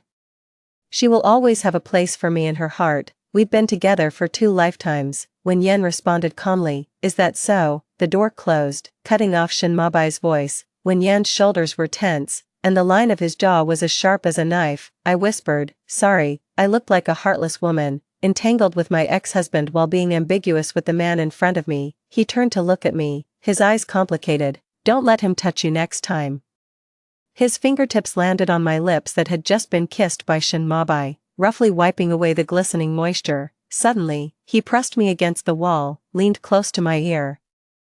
And his voice was low, "This is mine." Then he stepped back, regained his polite appearance, and turned to leave. 9. That day, Song Tingwan blocked me on my way home. She had no makeup on her face, and fortunately, no one recognized her. She looked strange, with an excited expression. "Su Zhaozhao, now that you have Mr. Wen, why are you still pestering Mabai? Mabai clearly loves me, now he's pushing me away. You must be threatening him." "Right, you must be using me and Nianwan to threaten him. Which is why he's ignoring us and even leaving Nianwan behind heartlessly." I was stunned. "Song Tingwan, have you acted in too many soap operas? Your mind is messed up. Don't you realize that it's him who's pestering me?" Song Tingwan seemed to be stimulated and immediately retorted, "It's impossible. It must be you. Mabai loves me so much that he won't pester you. He loves you, he loves you. Yet he made you a mistress who couldn't see the light for so many years." "Song Tingwan, wake up." I didn't want to waste time with her. When I was about to leave, she grabbed my clothes tightly. "It's you, it must be you. I'm going to kill you so that I can be with Mabai forever, and no one can separate us." I didn't know when she had a sharp knife in her hand. Before I could dodge, I watched the knife swing towards me. The next second, a figure suddenly appeared and held the knife with his hand. Blood instantly overflowed from his hand. "Song Tingwan, are you crazy?" Shin Mabai pushed the person down forcefully. "Mabai, you're here." Song Tingwan fainted after saying this. Shin Mabai looked at Song Tingwan, whose body was suddenly stained with blood, and stood there in a daze. In the previous life, in this scene, someone attacked Song Tingwan, and Shin Mabai rushed up like a madman and accidentally stabbed the person to death. I took the blame for him and said that I was the one who killed the person. In this life, the track had deviated. Song Tingwan lost the 1-month-old child in her belly. "Mabai, it's my fault. I didn't protect our child." Shin Mabai stood up straight and remained silent, not knowing what he was thinking. After a long time, he finally spoke. "Tingwan, I made it very clear to you before. The person I love is Zhao Zhao. I've already given you the resources you wanted, and I paid the child support for Nianwan. We have nothing to do with each other from now on. If you hurt Zhao Zhao again, I won't let you off. You'd better take care of yourself." 10. 3 months later, I worked overtime at the company until late at night. It was pouring with rain. When I reached the garage, I saw Shin Mabai again. In these 3 months, he always appeared in front of me with various excuses, and he seemed like a different person. No matter how harsh my words were, he accepted them all. He was really annoying. His voice was low. "I'll send you." I turned around and walked away. He immediately got out of the car and chased after me, grabbing my wrist. "Let go," I said coldly. His thumb rubbed against my wrist bone, and the touch was burning hot. "Zhao Zhao, I've confessed everything to Song Tingwan. I won't see her again, and for Nianwan, I'll give her back to you. As long as you want, we can have a child in the future." "Okay, Shin Mabai." I interrupted him and pried his fingers off one by one. "There's no future for us, we have no future together." A trace of pain flashed in his eyes, and he suddenly pressed me against the glass wall. The rain dripped from his hair onto my face, intertwining with his scorching breath. "What about this?" He leaned in, and his lips almost touched my earlobe. "Do you remember that our first time was on a rainy day like this, in the car? You were so nervous that you were shaking, and enough." I raised my hand and slapped him. At this moment, a blinding car light shone over.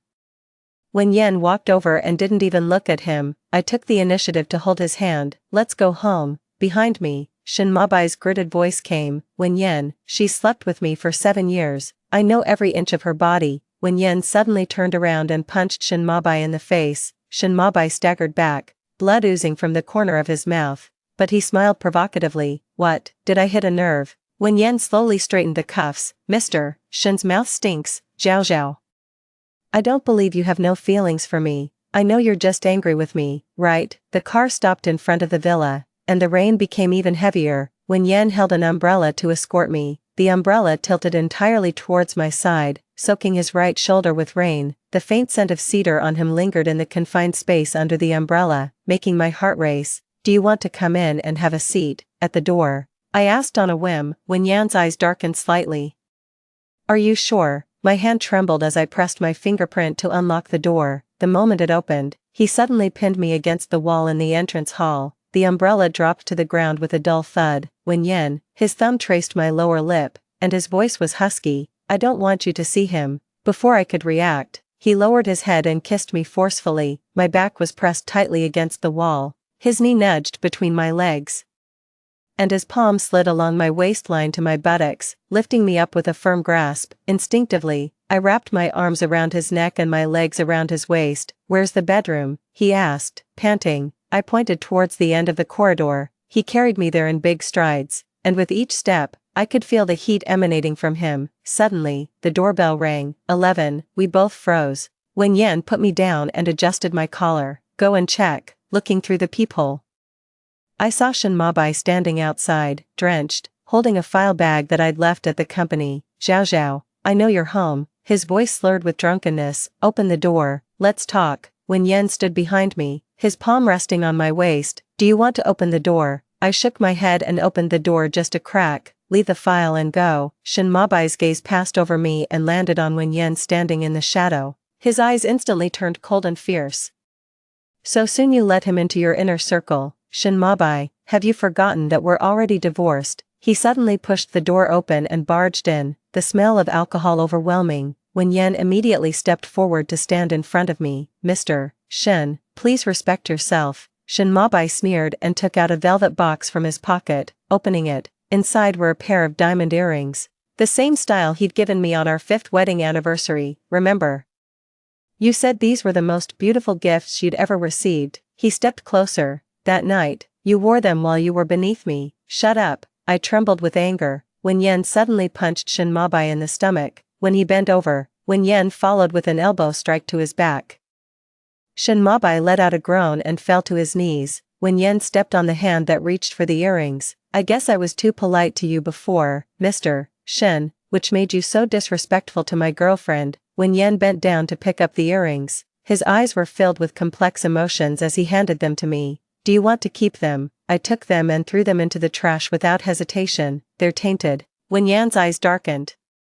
He suddenly picked me up in a bridal carry and headed towards the bedroom. I let out a surprised yelp as he tossed me onto the soft mattress. He undid his tie with one hand and looked down at me. Now, I'm going to override every trace of him on you. His kisses rained down, from my forehead to my collarbone. At each spot, he would ask, did he touch you here? When he got an affirmative answer, he would increase the intensity until I gasped and pleaded for mercy.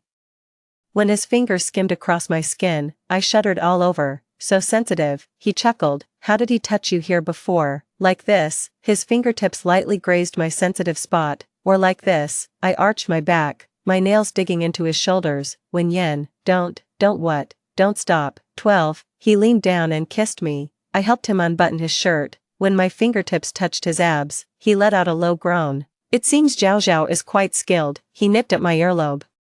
Did he teach you? I rolled over and pinned him down, mimicking his tone. Is Mr. When jealous, his eyes turned dangerously dark in an instant. With a strong tug, he regained the upper hand. I hope you'll still have the strength later. Say my name, he commanded, gripping my waist. Wen Yan, say it again. Wen Yan, Wen Yan. He kissed me in satisfaction. Now, he pulled me into his embrace. You're covered in my scent. In the morning, I was woken up by the doorbell.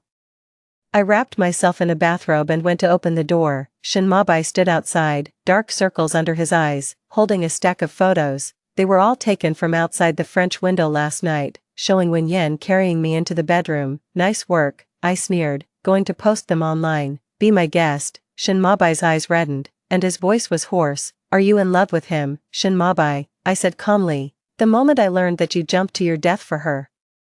My heart died. He looked up sharply, his pupils constricting. That wasn't real, I said softly. Whether it was real or not, I don't love you anymore, Shin Mabai. I'll say this one last time, I hope you won't bother me again, you weren't like this before. When Yen walked over and put his arm around my waist, planting a kiss on my forehead, Shin Mabai gripped the stack of candid photos, his knuckles turning white as if he wanted to crush them. His gaze passed over me and landed on Wen Yen. Wen Yen was only wearing a bathrobe, and there were scratches on his chest that I'd left last night. Shin Mabai's breath caught visibly, and suppressed rage and pain swirled in his eyes. He reached out to touch me, but Wen Yen grabbed his wrist. Mr. Shin, Wen Yan's voice was as cold as ice. Please leave. Shin Mabai stared intently at Wen Yen, hatred almost overflowing from his eyes, but in the end, his hand dropped limply, and his shoulders slumped. Fine, I'll go. His voice was hoarse. When he turned around, his back was hunched, making him look 10 years older in an instant, but just as he was about to step out of the corridor, he suddenly turned back. His eyes were bloodshot, like a gambler staking everything on one throw. Zhao Zhao, if I jump from here, will you forgive me? My heart sank heavily. In my past life, he had jumped off the 18th floor to die for Song Tingwan. Now, he stood by the railing at the end of the corridor, one flip over, and it would be a bottomless abyss. When Yen immediately sensed my stiffness, his arm tightened, pulling me protectively into his embrace. Shin Mabai, I took a deep breath, my voice cold and firm. Stop the act. Whether you jump or not has nothing to do with me. Your life is your own, and so are your choices. Stop using death to manipulate me. Shin Mabai stared at me blankly, as if seeing me clearly for the first time. Then, he laughed. It was uglier than crying. I turned around and took the hand of the man who had protected me all my life. He turned and walked away, step by step, his back looking so lonely, as if abandoned by the whole world. When Yen closed the door and pulled me into his arms, feeling sorry for him, he asked in a low voice, his fingers gently rubbing the back of my neck. I shook my head, leaning against his shoulder and closing my eyes. No, I just feel, it's finally over. When Yen let out a soft laugh and kissed the top of my head.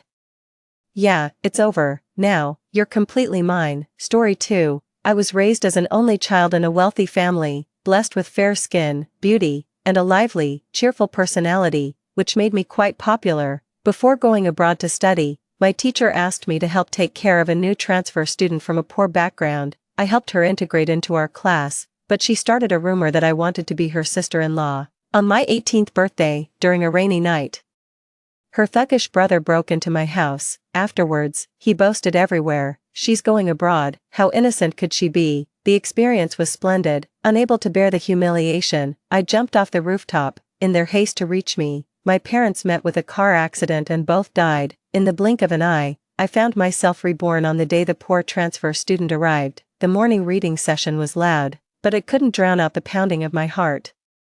The pain from falling off the rooftop hadn't faded, and my eyes were drawn to the year 2022 on a test paper. I had been reborn a year before, on the day the transfer student arrived. My deskmate waved a hand in front of my face. What are you daydreaming about? Hurry up and review, we have a quiz soon. I almost choked as I muttered, okay. The bell rang, and the homeroom teacher walked up to the podium with a smile. He gestured to the timid girl at the door and said gently, it's okay.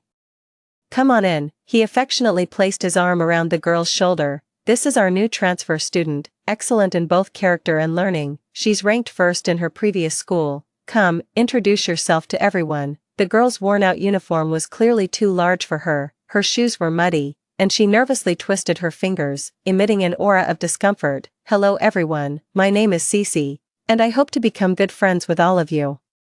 My dream is to study and work hard to give my grandmother a better life. Suddenly, she looked up, revealing bright red cheeks. Ha, which rural school did this country girl come from? What's that on her face? A monkey's butt. It's so red. Teenagers, far less polished than adults, speak their minds outright. Whispers quickly spread across the classroom. Hearing the ridicule, Cece's head, which had just lifted, dropped again. All right, quiet down. The teacher promptly intervened, glancing over at me. Lynn, I'm Lynn, well liked for my friendly nature, getting along well with teachers and classmates. Here, I raised my hand in response. My classmates looked towards me with grinning faces, waiting for the teacher to continue. Cece, this is Lynn, our class representative.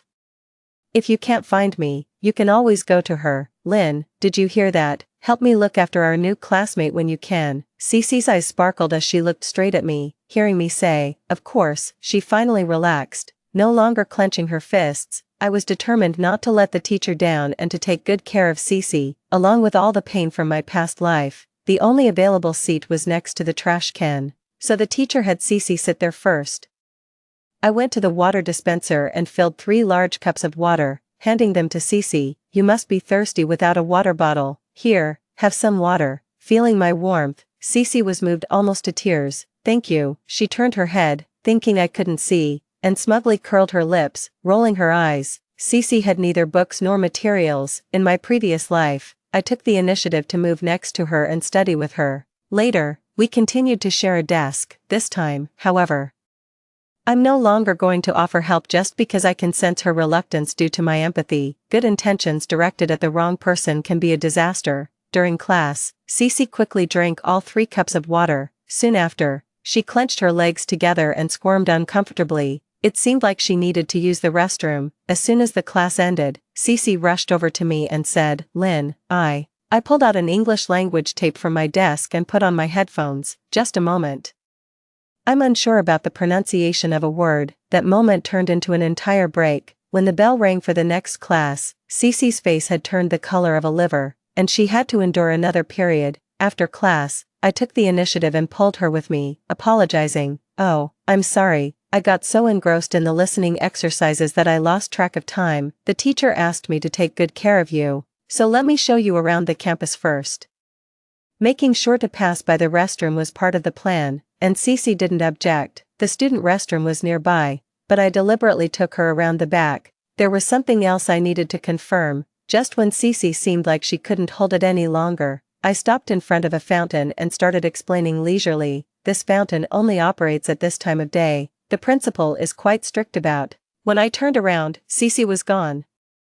I waited there and saw her coming out of the faculty restroom. Our school's faculty restroom is quite hidden, and even students who have been here for 3 years might not find it. Cece finding it right away meant she was very familiar with the school. Cece must also be reborn. Things were getting interesting. In the evening, my dad, after picking up my mom, came to drive me home from school. Dad, Mom, I rushed into their arms, acting spoiled. Oh, you're so big now and still so clingy. Aren't you afraid your teachers and classmates will laugh at you? Not at all. I'm Daddy's girl and Mommy's girl. As we were about to enter our residential area and stopped at a red light, I noticed an elderly man with graying hair struggling with a large bag of trash, followed by a student in a uniform. This student seems very kind, my mom remarked, watching from the window. Let's get out and help too. That student was none other than Cece, a resilient little girl who lived with her grandmother, embodying the spirit of being poor but ambitious. In my past life, she had won over my parents' affection in exactly this way. She lived with her grandmother in an underground parking lot, and because it was too cold in the winter, my parents let her stay at our house and even considered her their goddaughter. However, after causing my death, she bought my parents a high-value insurance policy. Tragically, my parents soon died in a car accident. Cece not only inherited a large amount of money but also received a substantial settlement. The more I thought about it, the more suspicious it seemed. Just as my dad was about to drive into the residential area, I opened my backpack and said, Dad, I think I left my homework at school. Is that so? Look again, and if you really can't find it, I'll drive you back to get it. My mom playfully tapped my forehead. Why don't you just leave your brain at school as well? I stalled for time by the roadside. I never imagined I'd miss meeting Cece. Unexpectedly, I witnessed an even more amusing scene. After Cece pushed her grandmother away with a cart full of junk, she came back pushing her from the other direction. She wasn't helping at all. She was actually mistreating her grandmother, using her as a prop for her act. My parents also noticed something was off and looked serious. This child is up to no good. Oh look, I found the homework. I pretended to just notice. Isn't that Cece, the new transfer student from a poor family in our class? Really? Then stay away from her. It started drizzling. Cece and her grandmother looked even more pitiful in the rain. Let's go in through the back door. Dear, my parents had a very poor impression of Cece, and this time, they definitely wouldn't consider her as a goddaughter. I felt a bit relieved. I used the excuse of having lost something to check the surveillance footage from that evening. I saw Cece dragging her grandmother through the heavy rain for hours without catching up to my parents and me. In the end, she was so frustrated that she knocked her grandmother to the ground. "Good morning, Lynn." The next morning, as soon as I stepped downstairs, Cece greeted me with a smile. I feigned surprise. "Morning, how did you know where I live?" Panic flashed across Cece's face. Then quickly turned into a pitiful tone. "My grandma and I live in the underground parking garage of your building. I saw you enter this building yesterday." Oh, she's quite the storyteller. Wasn't it pouring rain until midnight? Getting closer, I could even smell the scent of dirty rainwater on her. The underground garage is no match for my home. There's no place for her to wash her clothes or take a bath. I pinched my thigh hard and squeezed out some tears. "Cece, I knew you were poor, but I didn't realize you were living in an underground garage." Cece's pride was hurt, but she dared not say anything because she was still hoping I would take pity on her and let her stay at my place. After a long while, she asked with teary eyes, "Lynn, could you please not tell anyone about me living in the garage?" "Sure," I agreed right away. "I won't tell anyone, but I can't control what others say." "Lynn, hurry up, we're going to be late for school." My childhood friend Sean called out loudly, waving at me. Seeing Cece, he scratched his head, then suddenly remembered something. "Cece, right, I know you. The new transfer student in Lynn's class from a very needy family. You and your grandma live in the underground garage. My dad manages it. Let him know if you need anything." My childhood friend isn't known for much else. He's just really well informed and quite the gossip. By that afternoon, the fact that Cece and her elderly grandmother lived in the underground garage had spread throughout the entire school. Our homeroom teacher, who was quite young and enthusiastic, arranged for Cece to have a dormitory room by the afternoon. Cece awkwardly declined. "Teacher, I still need to take care of my grandma." "Poor child. The teacher has already arranged for your grandma to be taken to a shelter." Cece's eyes widened like saucers. She reluctantly accepted the arrangement, almost gritting her teeth as she said thank you. Without Cece clinging to me on the way to and from school, it was a relief. Her plan to move into my house was temporarily thwarted, but at school, she stuck to me more than ever, as if the teacher's casual remark about helping her had given her enormous entitlement. "Lynn, that pen looks really nice. Can I borrow it?" "Nonsense, a Mont Blanc pen worth thousands. Can it be cheaper?" I handed it to Cece. "Use it. It's easy to go from frugality to luxury, but hard to revert back to frugality from luxury." Cece's vanity is off the charts. This is the trap I meticulously prepared for her. "Lynn, your hair clip is so pretty. Can I borrow it?" A Mio hair clip, over 3,000 each. "Lynn, whenever Cece wants to borrow something, I generously lend it to her." The difference is, in my past life, seeing her pitiful eyes, I proactively shared everything with her at home. To protect her pride, I never mentioned it at school. This time, every request she makes is in the classroom, under the watchful eyes of our classmates. The classmates secretly call her freeloader. My deskmate couldn't stand it and reminded me, "Lynn, be careful. Don't lend her everything." I don't think she has ever returned anything. What sweets. A week later, Cece's school uniform arrived. The moment she walked into the class wearing the new uniform, everyone was quiet for a long time, turning their heads to look at me, because she looked too much like me. Cece, who was almost the same build as me, just a bit shorter, now wore my pink Mio hair clip, her hair tied up just like mine, even the placement of the clip identical. "Lynn, don't we look like sisters now?" I chuckled dismissively, not wanting to deal with the sly fox. She took out her phone. "Lynn, let's be friends on social media." My heart skipped a beat. In my past life, she stole photos from my social media, pretending to chat and fall in love with her delinquent brother as me. This time, my social media photos are all atmosphere shots without showing my face. Just to be safe, I decided to hire a bodyguard. I asked Sean to find Brian, the school bully. When I met Brian, he was standing in the corridor, with a line of girls waiting to give him love letters. "Hey, why are you cutting the line?" Reluctantly, I lined up. Fortunately, Brian was quick to reject them. Soon it was my turn, and I handed him a thick leather envelope. "Please be my..." I hadn't finished saying bodyguard. Brian weighed my envelope. "Okay, I agree." "What, that fast?" But I haven't finished speaking yet. Brian lazily lifted his eyelids. "With so many people, your envelope is the thickest." "Well done, of course. It's my years of saved New Year's money. Why wouldn't it be thick?" After speaking, Brian turned and left, acting all high and mighty. Suddenly, he paused, came back, and stared at my badge for a long time. Lynn, okay, I've got it. Why do I feel like this school bully is a bit off? Never mind, let's leave it for now. In the evening after school, a few vocational high school ruffians on motorcycles blocked the school gate. My deskmate grabbed my hand, making sure no one was around. Lynn, did you hear? Cece has been telling everyone how good you are to her. She's got her eyes on her brother. She wants to be his sister-in-law. That thug holding roses at the door, that's her brother. Following the direction my classmate pointed, I spotted Evan in the crowd, the man who often haunted my nightmares. There he was, leaning against the bulletin board, puffing away at a cigarette. Bright red ash fell on the blood-red roses, causing the delicate petals to wither rapidly. Evan was the same age as us, but he never wore the vocational high school's uniform. He wore an earring in his left ear, and his eyebrows were slit at the last third. His eyes were slightly upturned, and his smile was mischievous and somewhat frightening. After his parents divorced and started new families, neither wanted him, so he was raised by his alcoholic uncle. Known for his fierceness in fights, he was a notorious school bully with a lot of popularity. Many young girls clamored to call him their big brother. Cece was one of them. Through the smoke, I glanced at Evan.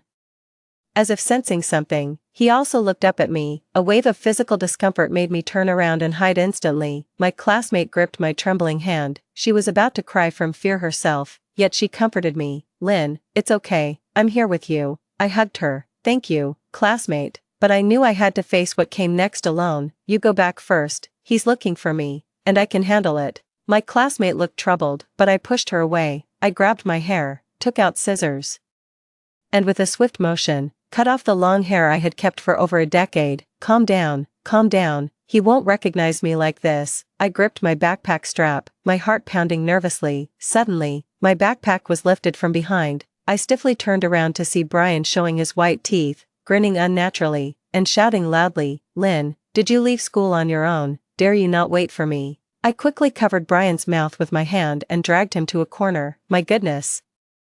I was hiding from someone, and you're shouting so loud, afraid that others can't find me, right? Brian's eyelashes trembled, wanting to say something, but my hand effectively silenced him. The warm, soft touch of his lips was transmitted to my palm. I blushed and withdrew my hand. Is that idiot at the door squatting for you? Brian saw the rose in Evan's hand and cursed under his breath. In the time it took me to nod, he had already dragged me in front of Evan. Lynn, I've got you covered. Only then did I notice that Brian, who appeared thin and frail in his loose blue and white school uniform, actually had clearly defined abdominal muscles. No wonder he was the most popular boy among the girls at school. Brian was even taller than Evan. His presence more imposing. He smiled, a look more intimidating than if he'd been frowning. Are you sure you still want to go after her? Evan looked me up and down. Casually, he tossed the rose into a trash can. Evan clapped his hands. My mistake. Evan might be fierce in fights, but Brian was not only fierce, he fought recklessly and was also a rich second generation, even thinking with his toes. Evan wouldn't want to clash with Brian. As we walked on the way home, it just hit me. Oh right. Brian is the bodyguard I hired. Why am I hiding from him? I turned around to find Brian still following me. He's truly a qualified bodyguard. I gave him a thumbs up. Hey, who is this? Sean approached me before he recognized me. He stared at my short hair, gesticulating in the air for quite a while. Lynn, you cherished your hair so much, and you cut it. I touched my unevenly cut hair and curiously asked Brian. Sean and I grew up together and he didn't even recognize me. How did you recognize me in the crowd? Brian slightly tilted his head, avoiding my gaze. He carelessly ruffled my hair and chuckled confidently. PSH, it was a piece of cake for me. Oh, thinking about Evan's ominous glance when he left sent shivers down my spine. By the way, Brian raised his eyebrows and handed me my backpack. It was so natural that I had forgotten when he had taken it. Could you pick me up and drop me off at school every day, with all the money I'm paying? This request should be manageable, right? Brian's warm hand rested on my shoulder. The pressure was light but it dispelled my fear of Evan. Coward, his tone was light, almost affectionately teasing at the end. Just as I wanted to probe further, he had already walked away, leaving only his back to me. Hey, did you agree? Brian waved his hand, his tone lazily familiar. Or what else? So, he meant yes, right. Sean pondered for a moment with his hand on his chin. Lynn, are you facing some trouble? I smiled and shook my head, then nodded. Yes, but I'm working on it. You know you can ask me for help. 2. Sean's gaze was unusually serious, but I just smiled and went upstairs to my apartment. In my previous life, when everyone sided with Cece, I had sought his help. The rumors were rampant. Everyone was blaming me for being inappropriate with Evan. I thought Sean would stand by me. But his eyes full of disappointment told me to behave myself. The present Sean hadn't done anything wrong. Neither had the past one. It was just that he hadn't made the firm choice to stand by me as I had hoped. The next morning, Brian showed me what else meant. He actually had a driver pick me up for school in a Maybach. The black Maybach stood out conspicuously at the base of my apartment building. Brian even rolled down the window and flipped through a newspaper. Such a typical rich kid. Even the lady selling pancakes at the corner was taken aback. I quickly passed by Brian. Wearing a hat and mask, he grabbed me by the back of my neck. "Lynn, where are you off to?" "No, my lord, can we keep it low-key?" Brian swallowed. "Buy me a pancake with sausage and egg, and I'll get out and walk with you." Wallet 5. Make sure it is sausage and egg. Wallet 9. This is torture. I began to wonder if hiring Brian was the right decision. "Brian, you're good at fighting, right?" I tried to console myself with that thought. Want to see my abs?"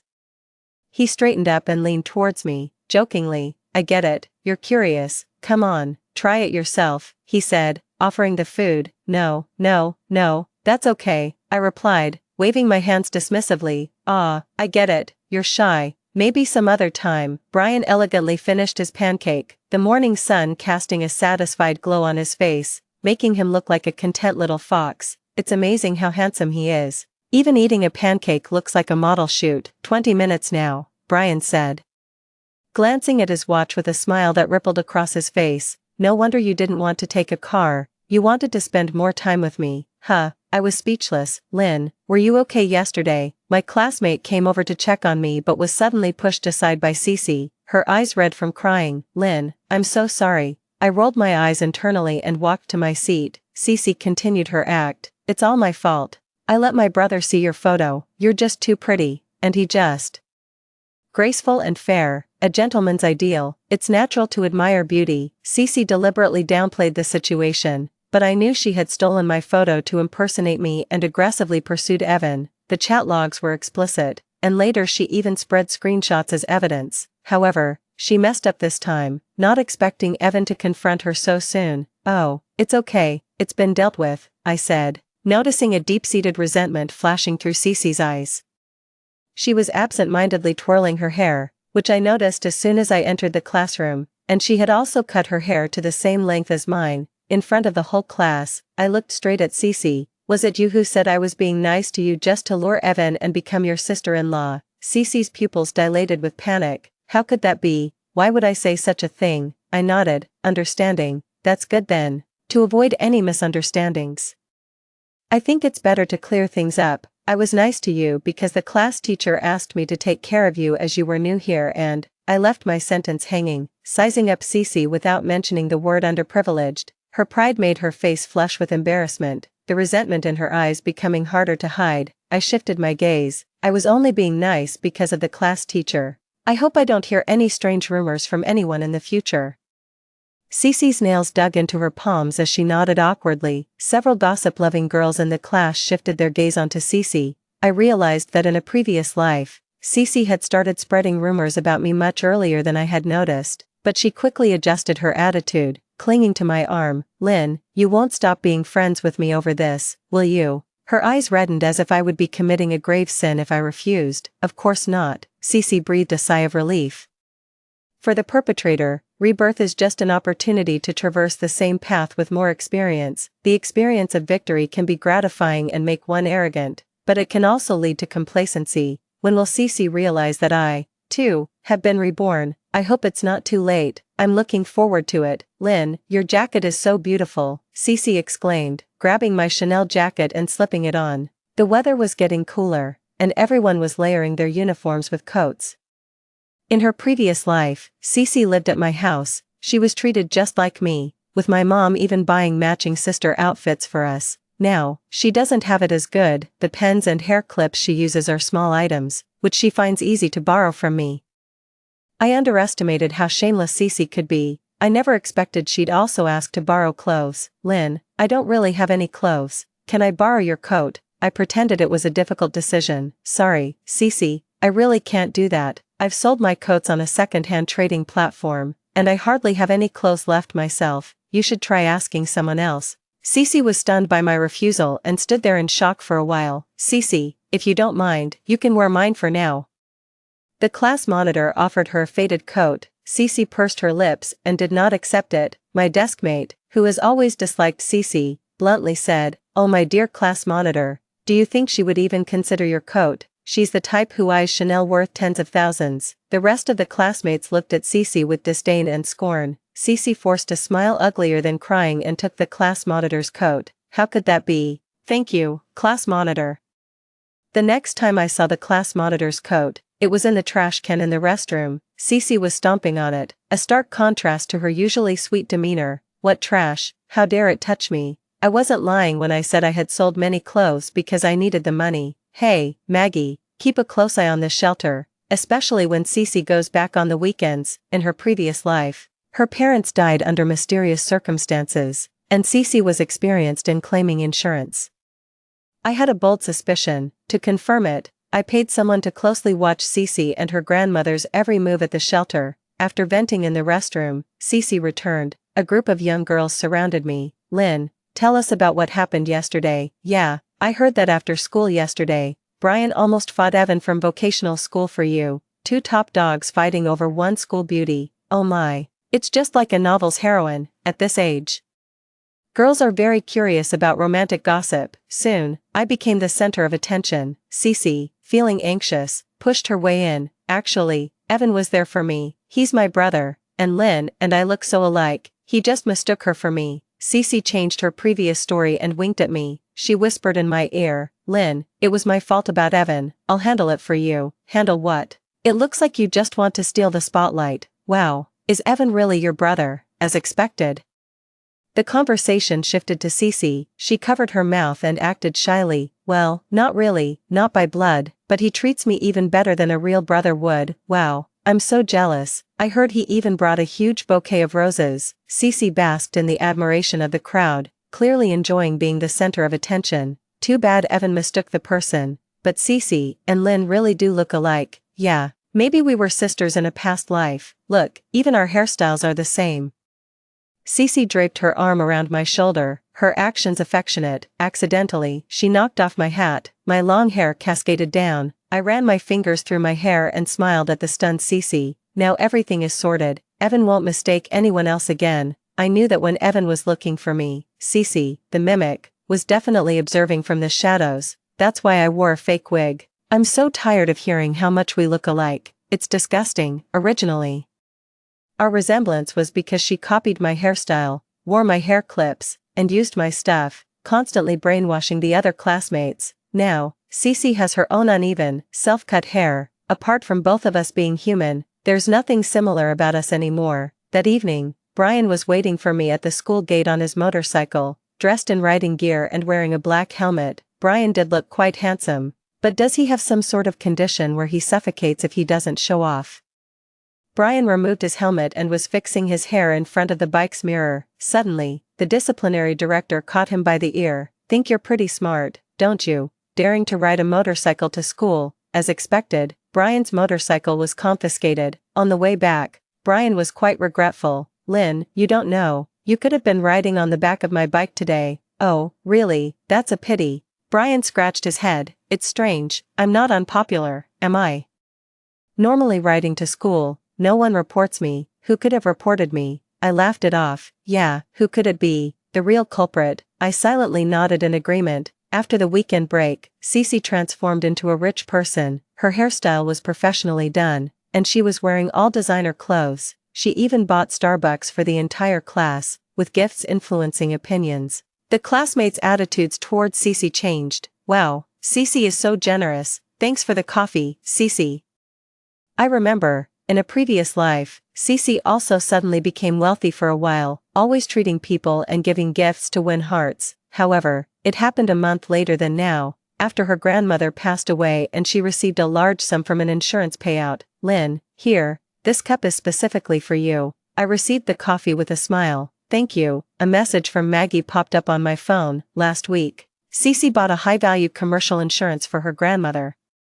Suspected of poisoning her drinking water, I shook the Starbucks in my hand and laughed. It seems my public humiliation last time really upset her. She doesn't even have the patience to wait for the insurance payout this time.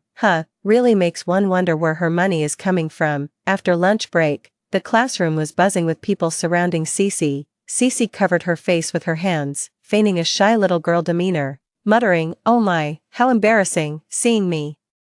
Her eyes lit up as if she saw a savior. Cece ran over and hid behind me. Lynn, I just embarrassed myself so much." She kept saying it was embarrassing but didn't say what she did. It was only from the other girls that I found out she had gone to the wrong floor and mistook class 3 for our class. Not only did she enter the classroom, but she also sat in someone else's seat for quite a while. Ha ha ha, Cece, you're famous now. That's it, Cece, people from class 3 will remember you. Maybe someone has taken a liking to your clueless self. The classmates chattered away. Cece's face turned red with embarrassment while she protested, "Oh, stop it," but her pleased expression gave her away. "Guess who I just saw?" A lookout student panted. "Who? Come on, speak up." "Brian from class 3. "Oh my god, surely Brian isn't here for Cece, is he?" The rest of the classroom was even more excited than Cece herself. Cece touched her hair and said coyly, "Okay, guys. Stop making things up." She had already secretly adjusted her posture, ready for when she was called. Brian leaned against the doorway, spotting me immediately. He waved, "Lynn, come out for a sec." The unexpected development caught the classmates off guard. Everyone exchanged glances, too shocked to speak. Cece managed a stiff smile, her tone unable to hide her disappointment, and her gaze towards me was almost fierce. "I told you, stop stirring things up." Not wanting to be the center of attention, I stepped out into the hallway with Brian. "Ancestor, can we keep it low-key next time? Don't we have mobile phones?" Brian smiled, his eyes curving up. "Going underground, got it. Didn't expect you to enjoy a bit of thrill." "Me, it's confirmed." Brian just doesn't think straight. "What do you want?" "What? I can't look for you if there's nothing urgent." I turned to head back. Brian grabbed my shoulder, turning me around. "Lynn, I can't take you home tonight. I'll have Sean do it." As an understanding employer, a bodyguard should have his own life too. I nodded. "All right, I'll grant you half a day off." Brian chuckled, affectionately ruffling my hair. "Thanks, boss." Cece was indeed admired by someone in the wrong class, but it wasn't Brian. It was Jerry. Jerry was average in looks, academics, and background, but he was slick and could mingle well with both good and bad students. In a past life, Cece would complain to me about Jerry's advances while showing him goodwill, causing her great distress. Too embarrassed to reject him herself, she asked for my help. In front of class 3, I helped Cece reject Jerry. The next day, Cece accepted Jerry as her brother, and their relationship grew closer while I ended up completely offending Jerry. Jerry's few words worsened my reputation among other classmates. Later, many false rumors about me originated from Jerry. This time, I would definitely not repeat the same mistake. In the afternoon, Jerry took Cece out several times. First, he treated her to ice cream and gave her a big bag of snacks. Then, he helped her with her homework and moved her desk. The third time, he personally put a necklace on her. With Jerry, Cece was shy and happy every moment, but back in class, she was downcast and wept at her desk. With teary eyes, she pleaded with me, "Lynn, Jerry keeps approaching me, and I'm too embarrassed to refuse. Please, help me." I took her hand, stormed to class 3 with determination. The reflection in the window glass showed Cece's triumphant smile behind me. I ran into class 3, cupped my hands around my mouth, and shouted, "Jerry, Cece likes you." Cece froze. Class 3 exploded, the uproar nearly flipping the classroom. Cece, eyes red with anger and disregarding her image, screamed, "Lynn, how could you spread such nonsense and make up rumors?" Holding my chest innocently, I asked, "Did I really do that? Did I misunderstand you then? That shouldn't be the case. If you don't like Jerry, why do you never refuse him when he seeks you out? Why do you let him help you with your homework and move desks? Why accept his snacks and gifts? Aren't you still wearing the necklace he gave you around your neck?" Faced with these facts, Cece was at a loss for words. Suddenly, I covered my mouth, having an epiphany. "I thought you were just too shy to express yourself, but could it be? Are you like those deceptive girls who only take advantage of others without taking responsibility?" Cece, exposed by my words, couldn't bear the pointing fingers around her. She ran away from the scene in tears, I nodded at Jerry. Go after her. What are you waiting for? Such people, they should really be locked together. Later that night, Sean drove me home, hesitating as he spoke. Lynn, you seem quite different lately. Oh, have I? Lynn, could you stop hanging out with Brian? We're just not from the same world. Not from the same world, but I feel like you and I aren't from the same world either. It wasn't until the next day that I fully understood Sean's hesitation. Brian came to pick me up for school early in the morning wearing sunglasses. Anyone who didn't know better might think he was some celebrity. Tall and with superior facial features, even just his prominent nose and attractive lips visible, he looked handsome. Used to Brian's daily antics, I didn't initially sense anything wrong. Why the sunglasses so early in the morning? Just tell me if I look cool, right? Cool. Cool my foot. I jumped up and snatched off Brian's sunglasses. There was a dark bruise above his left eye. Brian instinctively covered the wound. What happened? Oh, it's nothing serious, just had a fight with someone. Brian was tight-lipped. No matter how much I asked, he wouldn't reveal more, but his minion was different. Pretending to be angry got him talking. The boss had a fight with Evan yesterday. Don't think the boss got the worst of it. Evan's nose is broken. He's in the hospital. I interrupted. Why? The minion touched his nose, mumbling softly. Evan claimed you're only outwardly pure. Said you both have, you know. Brian kicked the minion away. So, you decided to run your mouth. Huh. It all made sense now. In a past life, Cece spread rumors at our school, and Evan did outside. That's why later, when Cece brought out photos and chat screenshots, everyone believed them so easily. They had tarnished my reputation long before. But this time, both sources of rumors, inside and outside school, were cut off. I wanted to see what waves Cece could still make, in the game of life. Just a few seemingly insignificant moves can drastically influence the outcome, unbeknownst to me. The game had already changed. I bought a boiled egg at a convenience store and commanded Brian, take off the sunglasses. I gently rolled the egg white over the corner of his eye. Does it hurt? Brian was grimacing in pain a second ago, but at my question, he smirked mischievously. What? Grateful to me? A kiss wouldn't be too much to ask. Pointing at his cheek, he teased. Just then, someone ran past, bumping me into Brian's arms. So close, so warm, my heartbeat thundered in my ears. I can't tell if it's mine or Brian's. Unexpectedly, Brian, who doesn't seem serious, turns out to be someone who talks big. His ears turned red to the base of his neck. The teacher is looking for me. I have to go first. I handed the egg to Brian and fled back to the classroom. I must say, Cece is quite clever. She managed to make Jerry treat her like a brother again. After school, Jerry stopped me. Lynn, our Cece is timid and soft-hearted. Don't always bully her. Cece pretended to punch Jerry in the chest. Hey, don't talk nonsense. Lynn is actually very nice to me, just a bit dominating. Lynn, don't listen to him. I understand. It must be Cece who whispered in Jerry's ear behind the scenes, asking him to lecture me. Looking at Jerry's big head, I felt like I could see the words big grudge written on his forehead. I don't want to argue with them. Cece always stirs things up from behind others and then disappears beautifully. I decided to ignore Brian. Lynn, are your legs getting weak because you are old? Leaving the classroom so slowly, Jerry's expression changed when he saw Brian. Tell me. What do you want with Lynn? Don't come to her. Come to me. Jerry lowered his head, which was proud just a minute ago. Brian, it's all a misunderstanding. Jerry pulled Cece away, and I saw Cece roll her eyes and mouth the word, useless. 16. I secretly followed Cece over the weekend. On the way to the shelter, she was cornered in an alley by some burly men. Weren't you supposed to pay back the money this month? Where is it? Big brother, it's not the end of the month yet. I will definitely pay it by the end of this month. The lead man grabbed Cece by the collar and warned, aren't you a local student? If you don't pay, don't blame me for coming to your school, and I can't promise where the photos you left as collateral might end up. Big brother, let's talk this over, please. When Cece was thrown out, her face and body were bruised, her clothes were also dirty. Still, she smiled and said goodbye to the men. She spat on the ground, cursing everything around her. I wondered how she suddenly had money. It turns out she took out a high-interest loan. I recognized those men. They were featured in legal news in a past life. When we reached the shelter, Cece took out all her frustrations on her grandmother. Seeing no one else in the room, she fiercely grabbed her grandmother's neck. Why don't you just die? I could get the compensation money and live a good life if you died, for your granddaughter's happiness. Please just die, if it weren't for Maggie.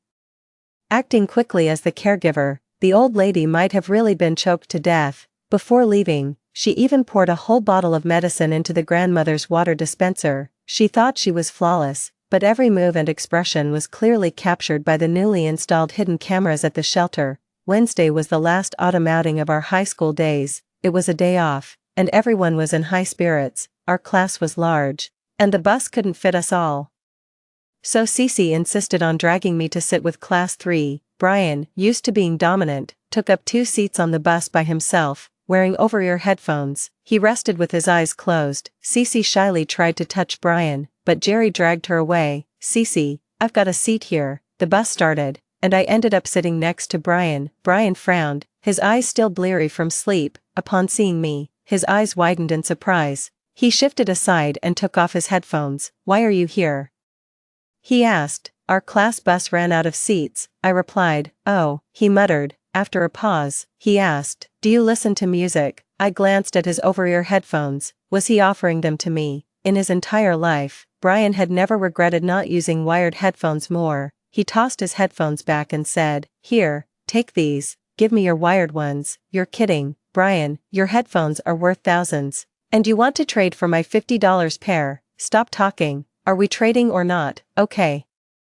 Okay, let's trade. Finally, Brian and I listened to the same song. Outside the window, the sun was bright, and his clear gaze was filled with me. My heart, oh my heart, the entire building for rent, all for you. Field trips were never innovative, just a hike and a communal farm meal at noon. During lunch, a little incident occurred. A boy from the kitchen chased after a cat that had grabbed a fish. This boy, Ray, was quite famous at school. His family wasn't well off.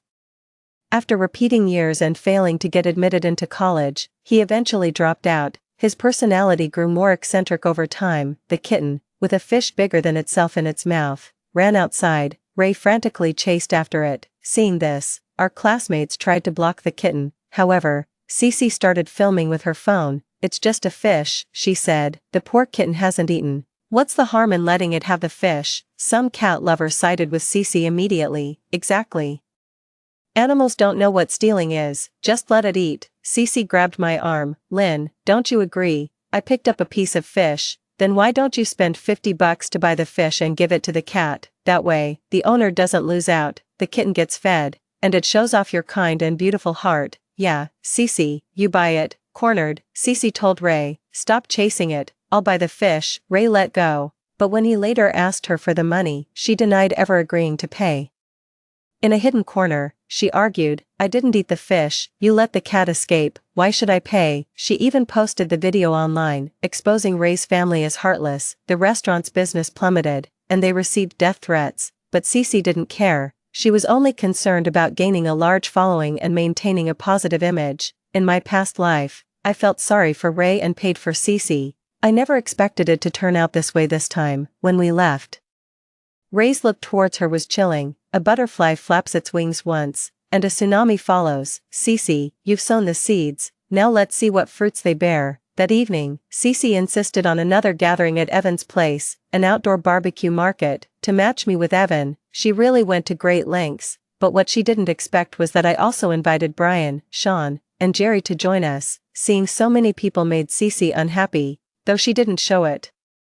She pulled Evan over and introduced him, trying to clear up any previous misunderstandings. This is Evan. I think there might have been some misunderstandings before. I hope we can talk things through and become friends. And this beautiful lady here is Lynn. You've always liked her, haven't you? Cece gave Evan a meaningful look. The last time Evan and Brian had a fight, which Evan lost, he probably felt too embarrassed to mention it. Her introduction made the whole scene incredibly awkward. I, on the other hand, enjoyed the drama and added fuel to the fire. I heard Evan and Jerry are both your brothers. Which one is the older brother and which one is the younger? Already frustrated, Evan, who was dealing with Jerry, not the easiest person, was provoked by my comment. The two ended up dragging Cece away for a confrontation. Cece looked both furious and helpless as she was pulled away. With the three troublemakers gone, the dinner became lively once again. Towards the end, Brian's friend from another school got a bit drunk and asked him, wow, bro, how did you manage to win over such a pretty girl? Brian grinned from ear to ear, pulled out the envelope I had given him as a bodyguard fee, and boasted, why would I need to chase anyone, with looks like mine? It's the other way around." He proudly patted the envelope, but his face turned pale the moment he opened it. It seemed Brian and I were not on the same wavelength. Brian pulled me aside to a secluded spot. "What is this supposed to mean?" I replied quietly. "The bodyguard fee." Brian almost laughed in disbelief. "So you've considered me as a bodyguard all this time?" I nodded and added. "And as a friend." Brian looked genuinely upset, his eyes rimmed red. I tugged at his sleeve. "We can't be dating early, right? The head teacher said it's not right." Brian licked his lips, too upset to speak. "So, are you still going to be my bodyguard?" Brian didn't answer but insisted on walking me home. At my doorstep, I looked at him with a tilted head. "Are you really mad?" Brian left me with a view of his proud silhouette. That night, he posted a picture of his motorcycle on social media with the caption, "But it's me. Unfortunately, I've sold the bike." Should I like the post or pretend I didn't see it? What a dilemma. After returning from a holiday trip, the bulletin board was plastered with inappropriate photos. My classmate showed me the digital version. Intimate photos taken in a small hotel, with Evan and a faceless girl. My classmate whispered a warning, "Be careful, some people are saying that girl is you." Cece hadn't changed a bit, still playing the same old tricks as before. This time, however, there were no rumors about me outside the school, apart from what Cece believed. I pointed out a mole on my shoulder. "How could it be me? The girl in the photo doesn't have this mole." "True, but that hairpin looks really familiar." Seeing that no one suspected me, Cece grew desperate. "Right, isn't that Lynn's hairpin?" I smiled at Cece. "I remember lending it to you. Everyone saw it, right?" Cece tapped on her pencil case, pretending to dust it off. "I gave it back to you a long time ago. You're not going to pin this on me, right?" Cece was clearly trying to pin the identity of the girl in the photo on me by pointing out a scratch on the hairpin. That scratch was there when I borrowed it. Of course, I had made the scratch myself. For this day alone, Lynn, it's not wrong to like someone. There's no need to be shy about it. Cece deliberately made others think I liked Evan. My previous denials were just out of embarrassment. After hearing Cece's words, the way several classmates looked at me changed. I didn't defend myself. Instead, I looked straight at Cece. "Did you really return what you borrowed from me?" Of course, Cece didn't understand why I suddenly asked this, and she clearly lacked confidence. "Oh, that's strange. Why haven't I received anything then? Let me see. A Meow hairpin worth over 3,000 each is enough for a legal case.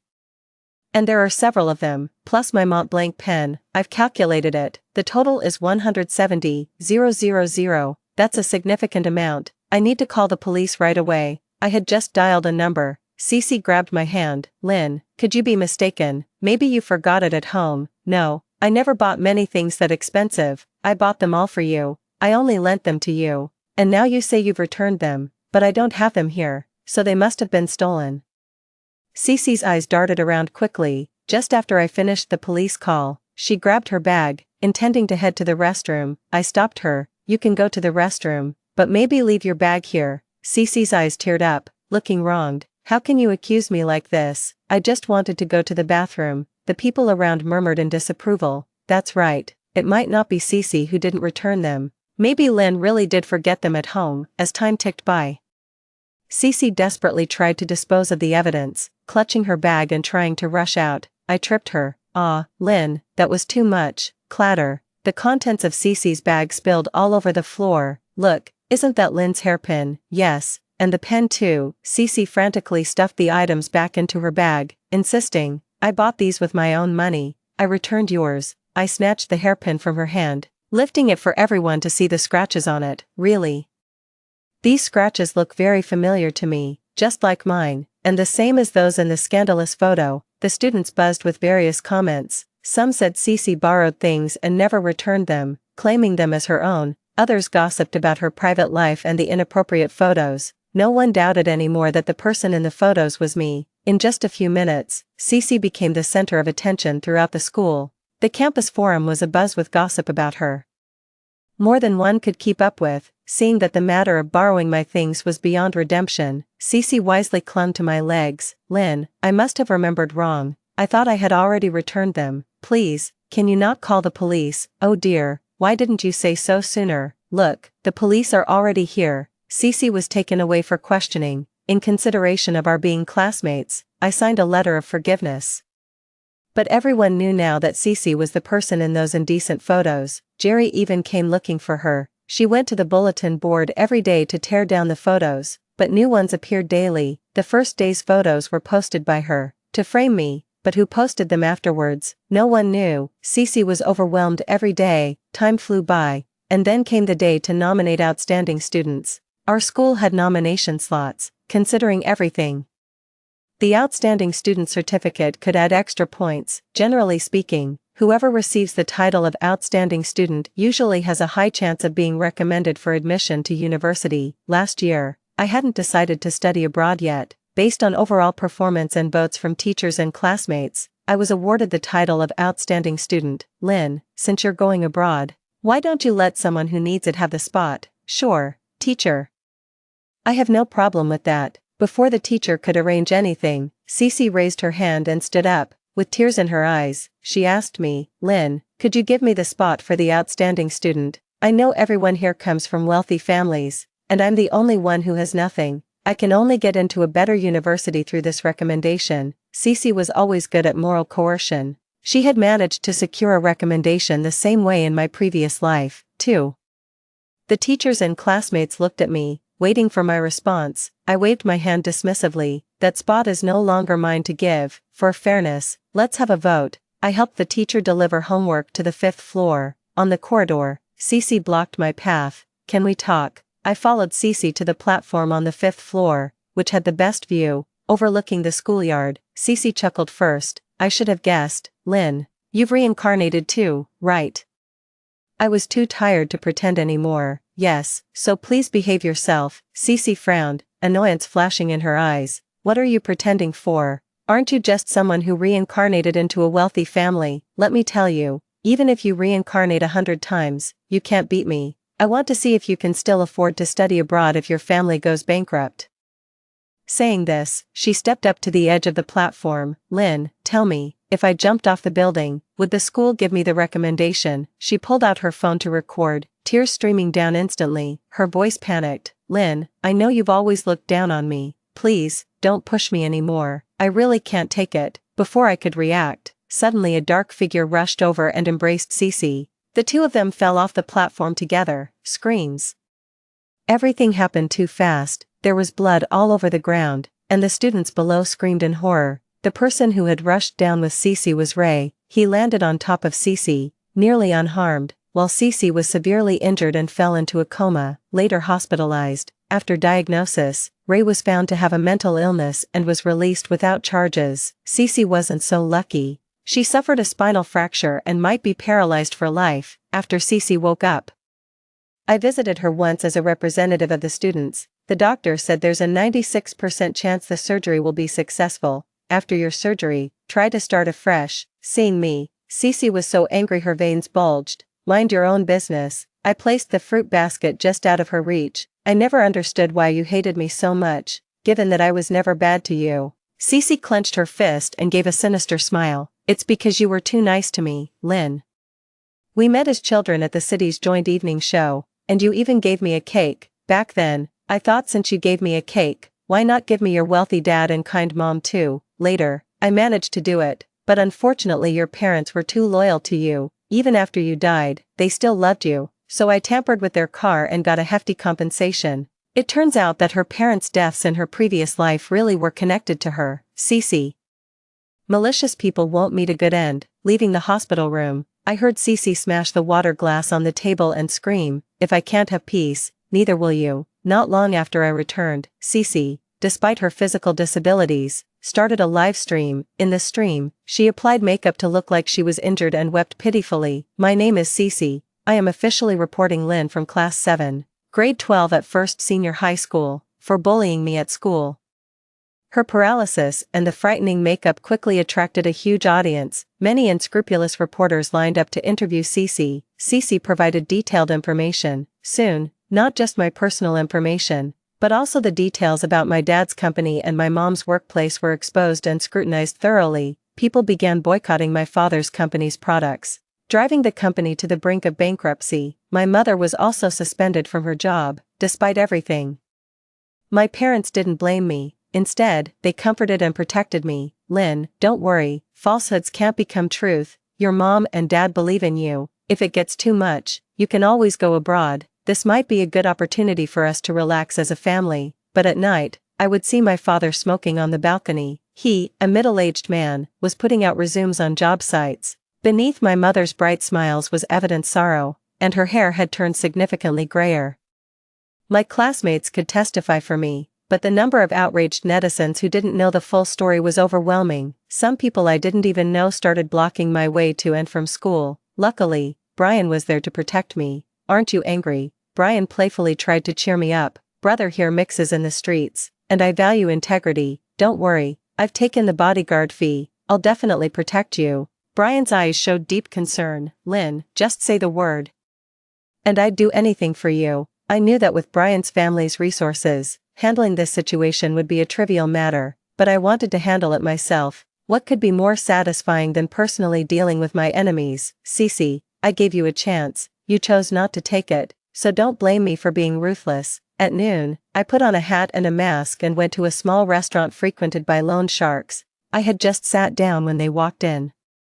I deliberately positioned myself so they could see the video playing on my phone screen. My name is Cece. I am officially reporting Lynn from Class 7, Grade 12 at First Senior High School, for bullying me at school. The group was instantly captivated. Holy smokes, boss, look, isn't that the little bitch who owes us money and hasn't paid us back? She's making so much money from live streaming and still not paying us back. To Chingshan Hospital, let's go find her.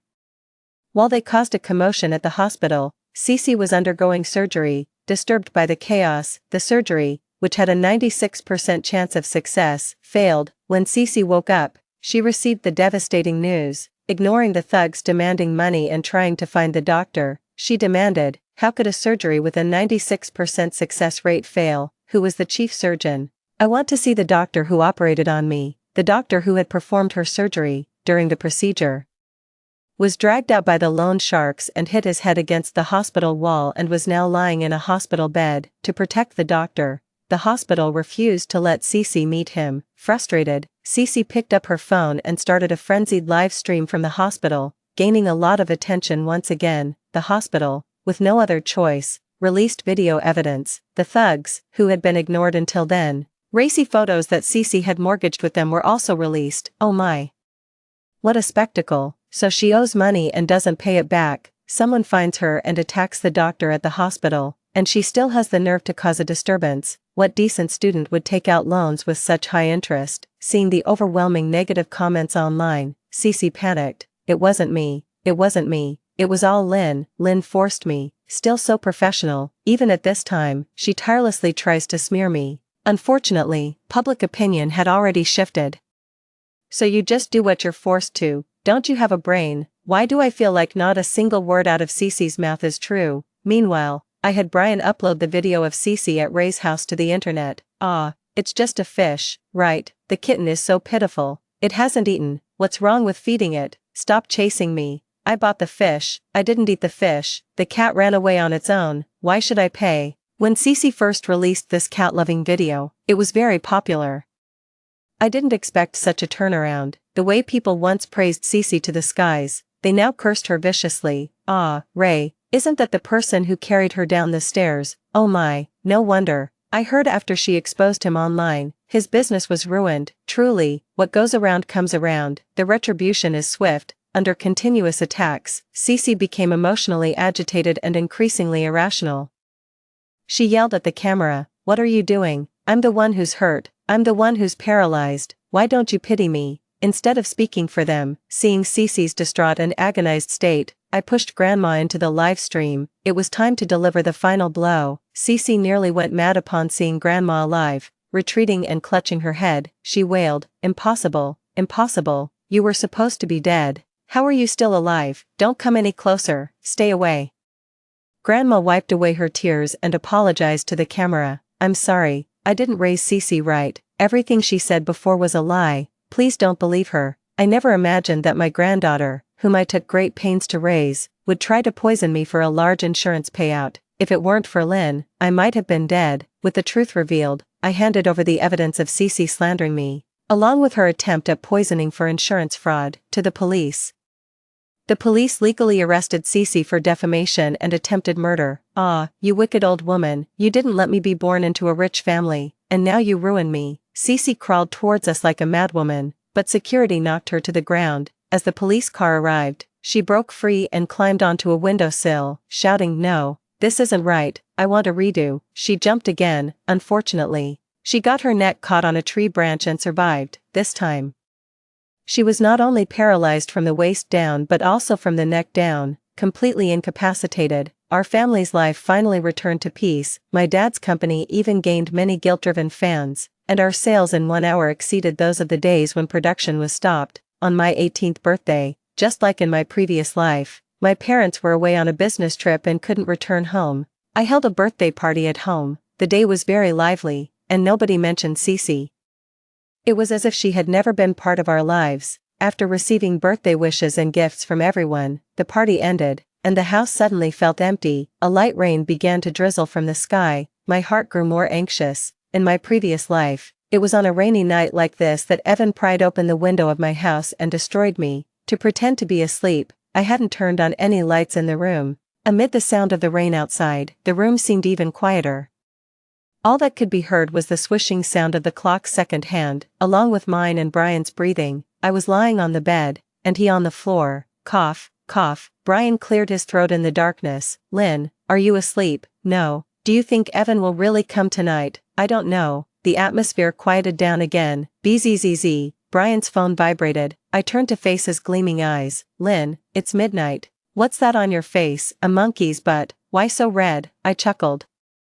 "Yeah, thanks." Brian scratched his head, trying to lighten the mood. "Haha, you asked me here to protect you, but I feel like it's more dangerous now. Just the two of us. Ha ha ha ha." Brian's gaze fell on my lips. He swallowed and leaned in. Suddenly, a faint sound of the window being pried open could be heard. Evan had come after all. He had just reached the bed when Brian kicked him down to the floor. Punch after punch landed fiercely. Frustrated by the interruption, Brian fought viciously. "Speak. What was your purpose in doing this?" Brian demanded, stepping on Evan's face. "Ha ha ha ha ha. I'm just a scumbag. To sleep with me is to profit. What other purpose do I need? Maybe I'd even leave you a child." Bang. Brian punched him so hard Evan's teeth fell out. If I hadn't stopped him, Evan might have been beaten to death. Before the police arrived, I secretly stuffed my mother's gold bracelet into Evan's pocket. Burglary is taken much more seriously than attempted rape. Evan was still boasting that he would be a hero again after getting out of jail.